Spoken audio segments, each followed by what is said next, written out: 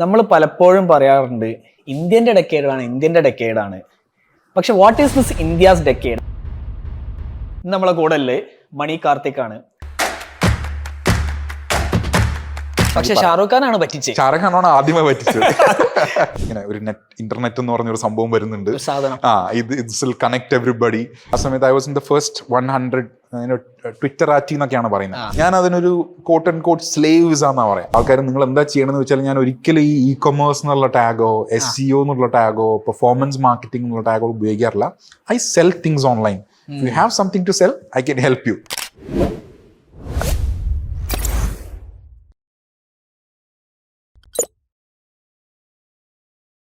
Welcome to a new episode of ecom show.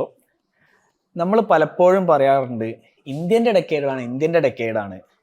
പക്ഷെ what is this India's decade and why is India so important? ഇന്ന് നമ്മളെ കൂടെ മണി കാർത്തിക് ആണ്. മൂപ്പരെക്കുറിച്ച് പറയുകയാണെങ്കിൽ he's a developer, he's a vlogger, he's a blogger, TEDx സ്പീക്കറാണ്, സ്റ്റാർട്ടപ്സിന് coaching കൊടുക്കലാണ്, കുറേ കാര്യങ്ങൾ ചെയ്യുന്നുണ്ട്. പക്ഷേ ഇതിൻ്റെ അകത്ത് ഞങ്ങൾക്ക് ഏറ്റവും ഇഷ്ടപ്പെട്ടത് he champions back to India cause. അതായത് നമ്മൾ ഇന്ത്യയിൽ നിന്ന് പുറത്തു പോയി അവർ സിലിക്കൺ വാലിയിൽ പോയി അതേപോലെ കൂടി തിരിച്ചു വന്ന ഒരാളാണ്. So welcome to the show. Thank you. നമുക്ക് തുടങ്ങാം. നിങ്ങൾ പറഞ്ഞ പോലെ 10 ദിവസം കൊണ്ട് നിങ്ങളെ കൊണ്ട് ഞങ്ങൾ ഷോപ്പിഫൈ സ്റ്റോർ ഉണ്ടാക്കിക്കും. Your own online store done by you. അതിൻ്റെ ഡീറ്റെയിൽസ് താഴെ ഡിസ്ക്രിപ്ഷനിലുണ്ട്. Check it out. Maybe from your school days. അവിടെ തൊട്ട് തുടങ്ങാം. How is your journey like? അയ്യോ, പറയാനാണെങ്കിൽ കുറേ ഉണ്ട്. My journey started way back, long back. ഞാൻ 98 സ്കൂളിൽ പഠിച്ച് 2002 കോളേജിൽ നിന്ന് പുറത്തിറങ്ങി. ആ സമയത്ത് തന്നെ ഞാൻ I fell in love with the internet എന്ന് വേണമെങ്കിൽ പറയാം. ബിക്കോസ് ഐ എം ഫോർച്ചുനേറ്റ് ഈ ഒരു ജനറേഷനിൽ ജീവിച്ചതിന്. കാരണം എന്ന് വെച്ചാൽ ഇൻ്റർനെറ്റ് വന്നു, പീക്ക് ചെയ്തു, ഇപ്പോഴത്തെ ഒരു സാച്ചുറേറ്റഡ് ലെവലിൽ നിൽക്കുന്നു. ഇത് മൊത്തം കണ്ട ഒരാൾ എന്ന നിലയ്ക്ക് I think I feel lucky. അപ്പം അന്ന് എനിക്ക് ഓർമ്മയുണ്ട്, പണ്ട് ദ ഹിന്ദു പത്രത്തിൽ ഒരു നെറ്റ് സ്പീക്ക് എന്ന് പറഞ്ഞൊരു കോളം സ്റ്റാർട്ട് ചെയ്തിട്ടുണ്ടായിരുന്നു. അതിൽ പറയും ഇങ്ങനെ ഒരു ഇന്റർനെറ്റ് എന്ന് പറഞ്ഞൊരു സംഭവം വരുന്നുണ്ട്, ഇത് കണക്ട് എവരിബഡി എന്നൊക്കെ പറഞ്ഞ സംഭവം. അപ്പം അന്ന് നമ്മൾ വായിച്ചിട്ടുള്ളതുള്ളൂ. അപ്പം അന്ന് മനസ്സിലായിട്ടില്ല, കമ്പ്യൂട്ടർ ഇല്ല, ഒന്നുമില്ല. പിന്നെ ആണ് മെല്ലെ നമ്മുടെ ഈ ഇന്റർനെറ്റ് കഫേസ് ഒക്കെ വരുന്നത്. അവിടെ ഈ പെർ അവർ 150 രൂപയൊക്കെ കൊടുത്തിട്ട് പ്രൈവറ്റ് ആയിട്ടുള്ളതുകൊണ്ട് പിന്നെ സിഫീൻ്റെ ഒക്കെ ഉണ്ടായിരുന്നു. അപ്പം my journey with internet started with those cafes. ഞാൻ BSNLന്റെ പഴയ ഡിഷ്നെറ്റ് ഒക്കെ ഉണ്ടായിരുന്നു. അപ്പം സ്കൂളിൽ ആ സമയത്ത് ഈ ഗെയിമൊക്കെ കളിക്കാനായിട്ട് പല 90s കിഡ്സിനൊക്കെ അറിയായിരിക്കും, ഒരു AC റൂം ഉണ്ടാവും. അവിടെ എല്ലാവരും ഇങ്ങനെ ഷൂസൊക്കെ മാറ്റി ഫുൾ ക്ലീനൊക്കെ ആക്കിയിട്ട് ലൈനിലൊക്കെ നിർത്തിയിട്ട് ഗെയിം കളിപ്പിക്കാൻ കൊണ്ടുപോകും. അന്ന് പാരറ്റ് ട്രൂപ്പർ, പാക്മാൻ, അങ്ങനത്തെ കുറെ പ്രിൻസ് ഓഫ് പേർഷ്യ, മറ്റേ ഈ 64 ബിറ്റ് ഒക്കെ. പിന്നെ വേറെ ഒരു ബ്രിഗ് ഗെയിം ഉണ്ടായിരുന്നു, പേര് ഓർമ്മ ചെയ്യാൻ. MS-DOSിലാണ് ഞാൻ കളിച്ചത്. അടിച്ചിട്ട് അതുകൊണ്ട് വരും. ഇതായിരുന്നു നമ്മുടെ ഫസ്റ്റ് ഇന്റർനെറ്റും ഇന്റർനെറ്റ് എന്ന് പറയാൻ പറ്റില്ല, കമ്പ്യൂട്ടർ ആയിട്ടുള്ള ഇന്ററാക്ഷൻ. അപ്പൊ നമുക്ക് അന്ന് തന്നെ നമുക്ക് ഭയങ്കര ഒരു ആവേശമായിരുന്നു ഇതൊക്കെ. അന്ന് തുടങ്ങി, അന്ന് ഇങ്ങനെ കളിച്ച് കൈയൊക്കെ ഇങ്ങനെ ചുവന്ന് ഇതാവും. അത് കഴിഞ്ഞപ്പോഴേക്കും ഇന്റർനെറ്റ് വന്നു കഴിഞ്ഞപ്പോഴേക്കും എനിക്ക് ഓൾമോസ്റ്റ് ഫെൽ ഇൻ ലവ് എന്ന് പറയാം. ഒരു അഡിക്ഷൻ പോലെയായിരുന്നു. അതായത് അന്ന് എനിക്ക് കമ്പ്യൂട്ടറില്ല, വീട്ടിൽ കമ്പ്യൂട്ടറില്ല. അപ്പോൾ കഫേയിൽ പോകണം. കഫേയിൽ പോയി കഴിഞ്ഞാൽ പെർ അവർ 150-200 രൂപയ്ക്ക്. അന്ന് വലിയ ഒരു കുട്ടി എന്നുള്ള നിലയ്ക്ക് വലിയ സംഭവമാണ്, വലിയ പൈസ തന്നെയാണ്. പക്ഷെ എൻ്റെ ഫാദർ ആ സമയത്ത് അങ്ങനെ പോക്കറ്റ് മണി എനിക്ക് കിട്ടുന്നത് മൊത്തം ഞാൻ ഇതിനു വേണ്ടി ചെലവഴിക്കും. അപ്പോൾ രാവിലെ ഒരു 9 മണിക്കൊക്കെ പോയിട്ട് തുറക്കുമ്പോൾ ഞാൻ അവിടെ പോവാണ്, കഫേയിൽ പോയിരുന്നിട്ട് as teenager would do all the stuff you would do. But എനിക്ക് അതിൻ്റെ അകത്ത് ഒരു സാധനം ക്ലിക്കായ എന്താണെന്ന് വെച്ച് കഴിഞ്ഞാൽ വെബ്സൈറ്റ് ഉണ്ടാക്കുക എന്നുള്ളൊരു സാധനം. HTML ഹാൻഡ് കോഡ് ചെയ്തിട്ട് വെബ്സൈറ്റ് ഉണ്ടാക്കുക എന്നുള്ളൊരു സംഭവം ഞാൻ എങ്ങനെയോ എവിടുന്നോ പഠിച്ചു. ഇത് വന്നതിന് ശേഷം ഞാൻ സ്വന്തമായിട്ട് നമ്മുടെ HNC പോയിട്ട് ഇത്ര വലിയൊരു HTMLന്റെ ബുക്കൊക്കെ വാങ്ങിച്ച്, ജാവാസ്ക്രിപ്റ്റിന്റെ ബുക്കൊക്കെ വാങ്ങിച്ച് തന്നെ പഠിച്ച് ഹാൻഡ് കോഡ് നോട്ട് പാഡിൽ ഇരുന്ന് കോഡ് ചെയ്ത് വെബ്സൈറ്റ് ഉണ്ടാക്കി. ജിയോ സിറ്റീസ്, ലൈക്കോസ്, ഹോംസ്റ്റെഡ് എന്നൊക്കെ പറഞ്ഞിട്ട് കുറെ വെബ്സൈറ്റ് ഉണ്ട്, ഫ്രീ ആയിട്ട് ഹോസ്റ്റ് ചെയ്യാം. അപ്പോൾ ഇങ്ങനെ ആ geocities.com/ നമ്മുടെ പേര് അങ്ങനെയാ വരിക, ഫ്രീ ഹോസ്റ്റിംഗ് ആണല്ലോ. ഇങ്ങനത്തെ കുറെ സാധനങ്ങൾ, മറ്റേ സെലിബ്രിറ്റീസിന് വേണ്ടിയിട്ട് വെബ്സൈറ്റ് ഉണ്ടാക്കുക, ഇതെല്ലാം തുടങ്ങിയിട്ടാണ് എൻ്റെ ഇത് തുടങ്ങുന്നത്. ഓക്കെ. അങ്ങനെ സെലിബ്രിറ്റീസിന്റെ പേരിൽ ഉണ്ടാക്കുക. സെലിബ്രിറ്റി പേരിലല്ല, ഫാൻ ക്ലബ്ബ് എന്നൊക്കെ പറഞ്ഞിട്ട് ചുമ്മാ ഈ ഹാൻഡ് കോഡഡ് HTML എന്ന് പറഞ്ഞ ഇന്നത്തെ വെബ്സൈറ്റ് പോലെയല്ല. ഇവിടെ ലെഫ്റ്റ് സൈഡിൽ ഇങ്ങനെ ഒരു മാർക്കി എന്നൊക്കെ പറഞ്ഞ സാധനം ഉണ്ട്. ഇങ്ങനെ ഒരു സാധനം ഇങ്ങനെ വരും, വെൽക്കം ടു മൈ വെബ്സൈറ്റ് എന്നൊക്കെ പറഞ്ഞിട്ട് മഹാ ഇതായിരുന്നു. ഇപ്പോഴൊന്നും കണ്ടു ഞാൻ, അന്നത്തെ ഭയങ്കര സംഭവം. അന്നത്തെ നമ്മൾ പഠിക്കുവാണല്ലോ. അപ്പൊ ഇങ്ങനെയൊക്കെ ചെയ്തിട്ടാണ് നമ്മൾ തുടങ്ങിയത്. നിങ്ങൾ ആർക്കൊക്കെ ഉണ്ടാക്കി? ഞാൻ ഏതൊക്കെയാ, ആർക്ക് ജ്യോതിക, അങ്ങനെ പിന്നെ ഷാറുഖ് ഖാന്, ആ സമയത്തുള്ള ആർക്കൊക്കെയോ അവിടുന്നൊക്കെയോ എടുത്തിട്ട് അപ്പൊ ഉണ്ടാക്കി. കുറെ ഒന്നും ആരും നോക്കിയിട്ടൊന്നും ഇല്ല. പിന്നെ അതിലിങ്ങനെ ഒരു കൗണ്ടർ ഒക്കെ ഉണ്ട്, എത്ര പേര് വന്നു. അപ്പൊ റിഫ്രഷ് അടിച്ചു കഴിഞ്ഞാൽ അത് 1 എന്നുള്ളത് 2 ആവും, 2 എന്നുള്ളത് 3 ആവും. നമ്മൾ തന്നെ പകുതി റിഫ്രഷ് അടിക്കില്ല. ഇത് ഇങ്ങനെയാ തുടങ്ങിയത് കേട്ടോ. പക്ഷെ അപ്പൊ ഇപ്പൊ എനിക്കൊരു ഭയങ്കര ഒരു കിക്ക് കിട്ടിയെന്ന് വെച്ചാൽ, നമ്മൾ ഇവിടെ ഇരുന്നുകൊണ്ട് ഒരു സാധനം ഉണ്ടാക്കുന്നു. ഇത് US UK മറ്റ് ഭൂമിന്റെ മറ്റു സ്ഥലത്തുള്ള ഒരാളിരുന്നിട്ട് ഇത് കാണുന്നു. അവരുടെ ലൈഫ് നമുക്ക് ഇമ്പാക്ട് ചെയ്യാൻ പറ്റുക, അത് നമ്മുടെ ഒരു തോട്ട്സിലൂടെയോ നമ്മൾ അതിൽ എഴുതുന്ന ഒരു സാധനത്തിലൂടെയോ എന്നുള്ള ഒരു കോൺസെപ്റ്റിന്റെ തലയിലേക്ക് വന്നപ്പോൾ ദാറ്റ് വാസ് ഹ്യൂജ്. കാരണം ഇതിന്റെ പൊട്ടൻഷ്യൽ ഇസ് ഹ്യൂജ് അല്ലേ. എനിക്കാണെങ്കിൽ അപ്പം എന്റെ ഇൻട്രസ്റ്റ് ഉള്ള കാര്യങ്ങളെ കുറിച്ച് അതിൽ എഴുതാം. അപ്പൊ അങ്ങനെ ഞാൻ കുറെ ഒരു ബ്ലോഗിംഗ് എന്നൊക്കെ വേണമെങ്കിൽ പറയാം. പക്ഷെ വെബ്സൈറ്റ്സ് ആയിരുന്നു ബ്ലോഗിംഗ്, ബേസിക്കലി പ്രീ ബ്ലോഗിംഗ് എന്നൊക്കെ വേണം പറയാം. ഇത് ചെയ്തു. അപ്പൊ അതിൽ നിന്ന് കമന്റ് ഒക്കെ വരാൻ തുടങ്ങി. ഏതോ ആരൊക്കെയോ നമ്മൾ ഇടുന്ന സാധനത്തിന്. അങ്ങനെയാണ് ഇത് തുടങ്ങിയത്. അതൊരു കിക്കായിപ്പോയി, അതെനിക്ക് അഡിക്ഷൻ തന്നെയായി. പിന്നെ എന്താ വെച്ച് കഴിഞ്ഞാൽ, പല 90s കിഡ്സിനും അറിയാം, ചിപ്പ് എന്ന് പറഞ്ഞിട്ടൊരു മാഗസിൻ ഉണ്ടായിരുന്നു ആ സമയത്ത്. CD.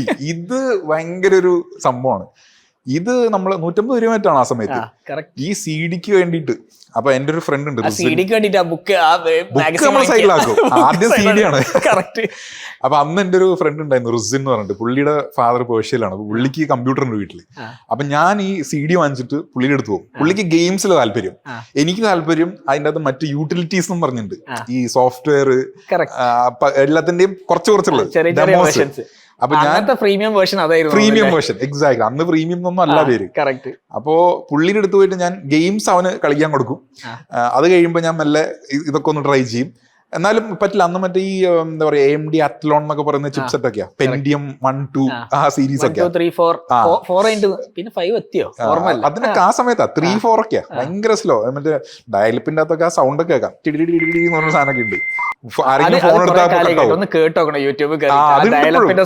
അത് ഭയങ്കര നൊസ്റ്റാൾജിക്. അത് വേണമെങ്കിൽ ബാക്ക്ഗ്രൗണ്ടിൽ ഇട്ട് കൊടുത്തോ.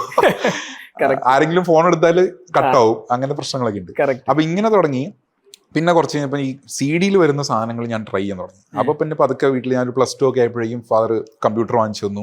അത് നമ്മുടെ പനമ്പള്ളി നാട്ടിലുള്ള ഒരു ആൽഡസ് ഗ്ലെയർ എന്ന് പറഞ്ഞൊരു കമ്പനി ഉണ്ട്, ഇപ്പോഴും ഉണ്ട്. അവര് ഈ അസംബിൾഡ് PC, ഇതിലൊരു എന്തോ ഒരു സെലറോണോ അങ്ങനെ എന്തോ ഒരു ചിപ്സെറ്റ് ഉള്ള ചീപ്പ് ഒരു സാധനം വാങ്ങിച്ചു. മദർ ബോർഡ്, SMBS, അവര് ചോദിക്കും ഏത് വേണം. അപ്പൊ നമ്മൾ ഇങ്ങനെ അവർക്ക് പൈസ നോക്കുമ്പോ പിന്നെ കുറച്ച് കുറയ്ക്കും. ഇങ്ങനെയൊക്കെയാണ് സംഭവം ചെയ്തത്. അപ്പൊ അങ്ങനെ ഒരു PC കിട്ടി. ഈ PC എൻ്റെ അടുത്ത് വീട്ടിൽ ഇപ്പോഴും ഉണ്ട് കേട്ടോ, മഞ്ഞ കളറൊക്കെ ആയിരുന്നു, മറ്റേ ആ CRT സാധനം. ഇതൊക്കെ വെച്ചിട്ട് പിന്നെ ഞാൻ ഈ ഓരോരോ സോഫ്റ്റ്വെയർസ് ട്രൈ ചെയ്യാൻ തുടങ്ങി. അങ്ങനെ ട്രൈ ചെയ്തപ്പോഴേക്കും ആ സമയത്ത് മറ്റേ നമ്മുടെ ഈ ഡൈനോസർ മൂവീസ്, പിന്നെ ഇന്ത്യൻ അതൊക്കെ വന്നു, കമൽഹാസന്റെ ഒക്കെ. അപ്പൊ അതിലൊക്കെയാണ് ഈ എന്താ പറയുക ഗ്രാഫിക്സ് ഒക്കെ വന്നത്.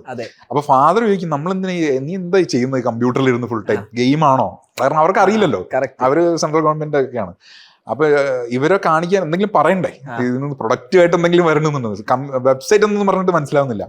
പിന്നെ ഞാൻ പറഞ്ഞു, ഞാനിതിൽ ഗ്രാഫിക്സ് പഠിക്കുവാണെന്നൊക്കെ ഞാനങ്ങ് തട്ടി. കാരണം അവർക്ക് ഈ സിനിമയെന്നൊക്കെ കണ്ടിട്ട് കുറച്ച് ഇത് വന്നല്ലോ. പിന്നെ അപ്പൊ പുള്ളി ചോദിച്ചു, ഗ്രാഫിക്സിൽ കരിയർ ഉണ്ടോ ഇതിനകത്ത്? ഉണ്ട്. എന്നിട്ട് ഞാൻ മറ്റേ ഇന്നും ദൂരദർശനൊക്കെ ആണല്ലോ, അപ്പൊ ഞാൻ അതിൻ്റെ അകത്ത് ഇങ്ങനെ ഗ്രാഫിക് സ്ക്രോൾ ചെയ്ത് പോകില്ലേ ക്രെഡിറ്റ്സ്, അതില് നോക്കുമ്പോ ഉണ്ട് അതിലെ എല്ലാ പരിപാടിന്റെ അവസാനം ഗ്രാഫിക്സ് എന്ന് പറഞ്ഞ ഒരാളായിരിക്കും, പേഴ്സി ജോസഫ് എന്ന് പറഞ്ഞിട്ട് ഒരാള് എല്ലാ പരിപാടിക്കും. ആ പുള്ളി ഇത് പോയി കണ്ടുപിടിച്ചു, നീ പറഞ്ഞ ഗ്രാഫിക്സ് അല്ലേ ഇത്? പറഞ്ഞാൽ അതെ ഇത് എല്ലാത്തിലും ഒരാളാണല്ലോ, ഒരൊറ്റ ജോലിയുള്ളല്ലോ, ഇത്രയുള്ളൂ ജോലി, ഇതിലെന്താ അത്ര വലിയ കരിയർ എന്നൊക്കെ. പിന്നെ ഞാന് അവിടുന്ന് ഏതോ ഒരു ഏഷ്യാനെറ്റിന്റെ അകത്തൊന്ന് ഞാൻ നോക്കുമ്പോൾ ഒരാള് രാവിലെ സുപ്രഭാതത്തിൽ ഇതേപോലെ ഇന്റർവ്യൂവിൽ ഒരാൾ വന്നിട്ട്, പുള്ളി ക്വാർക്ക് എക്സ്പ്രസ് എന്ന് പറഞ്ഞിട്ട് ഒരു സോഫ്റ്റ്വെയർ, പുള്ളി ഡിസൈനർ ആണെന്നെല്ലാം പറഞ്ഞു. അപ്പൊ കമ്പ്യൂട്ടറിൽ ഡിസൈൻ ചെയ്യണം, എന്താ വെച്ചാൽ ന്യൂസ് പേപ്പർ ലേഔട്ട്.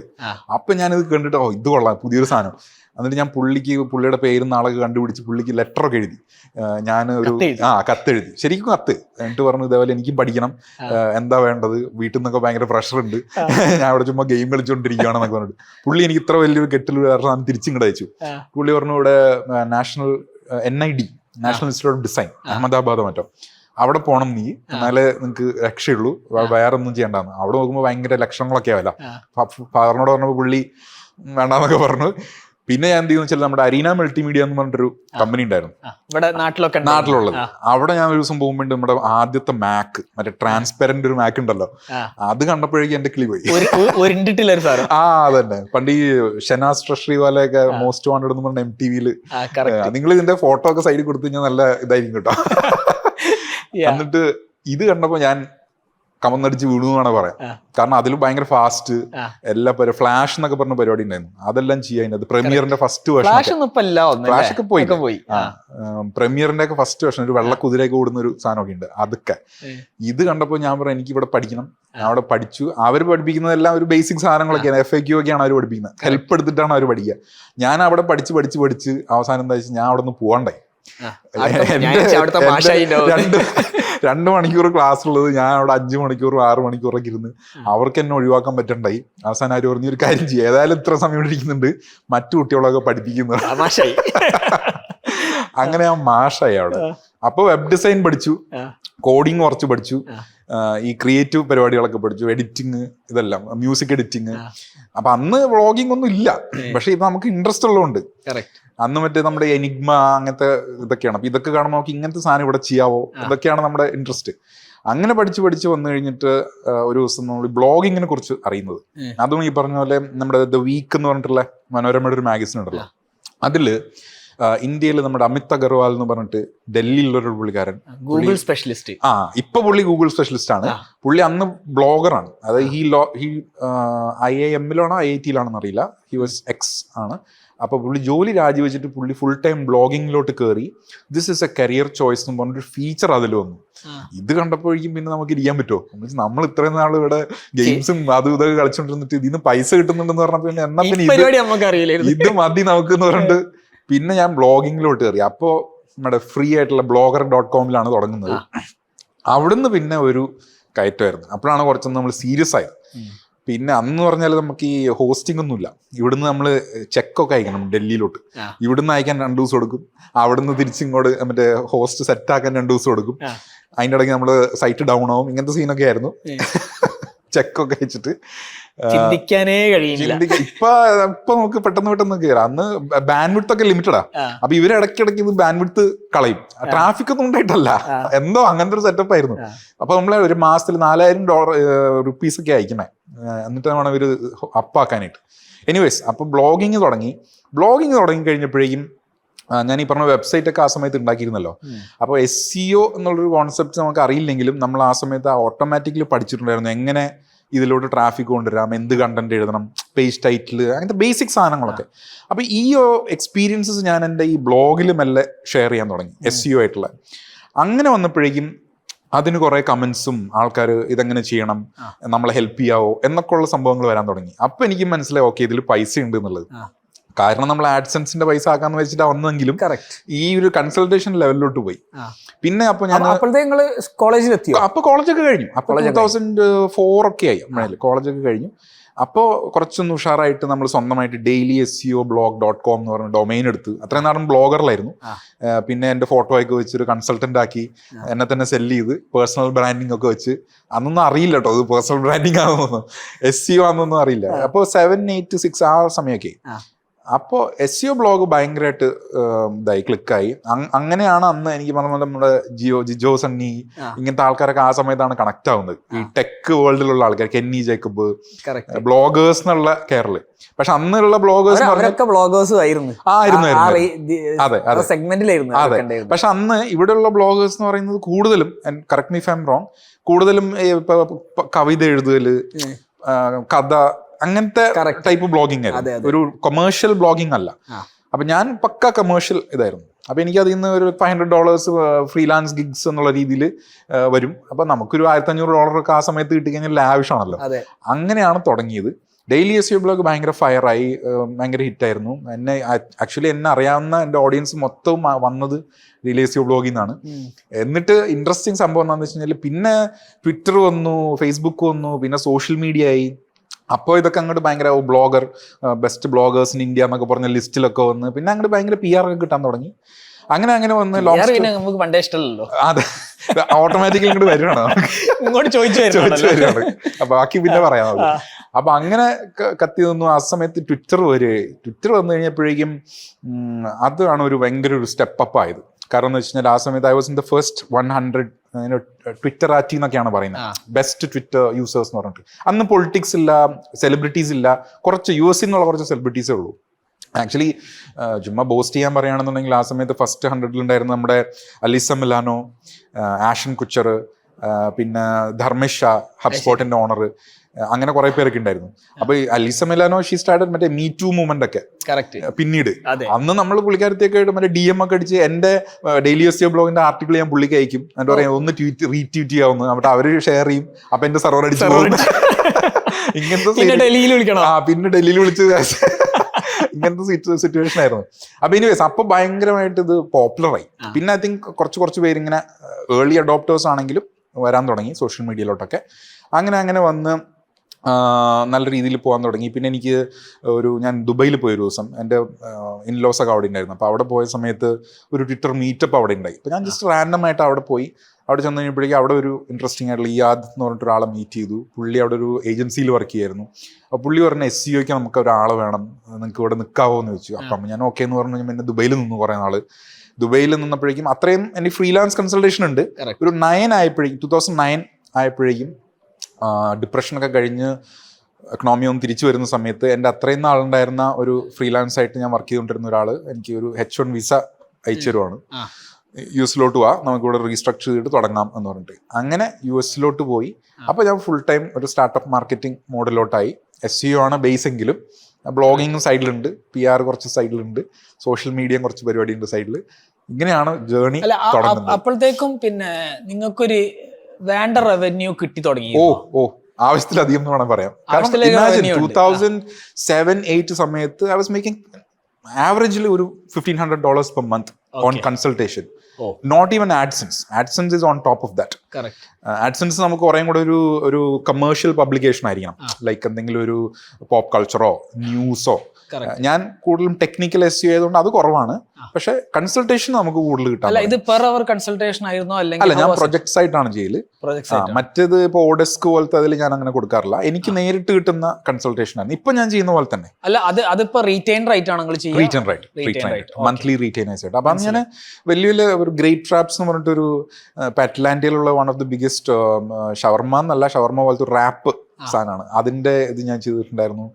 എവറിത്തിങ്. ഇപ്പൊ എന്നോട് ആൾക്കാർ ചോദിക്കും വാട്ട് യു ഡു എന്ന് ചോദിച്ചാൽ ഞാൻ പറയാം I sell things online. Everything from cars to hotels to what have you, right? Even weird stuff. അതാണ് നല്ലൊരു പിച്ച്. I cell online. അത്രേ ഉള്ളൂ. SEO ആണോ പെർഫോമൻസ് എന്തും ചെയ്യും.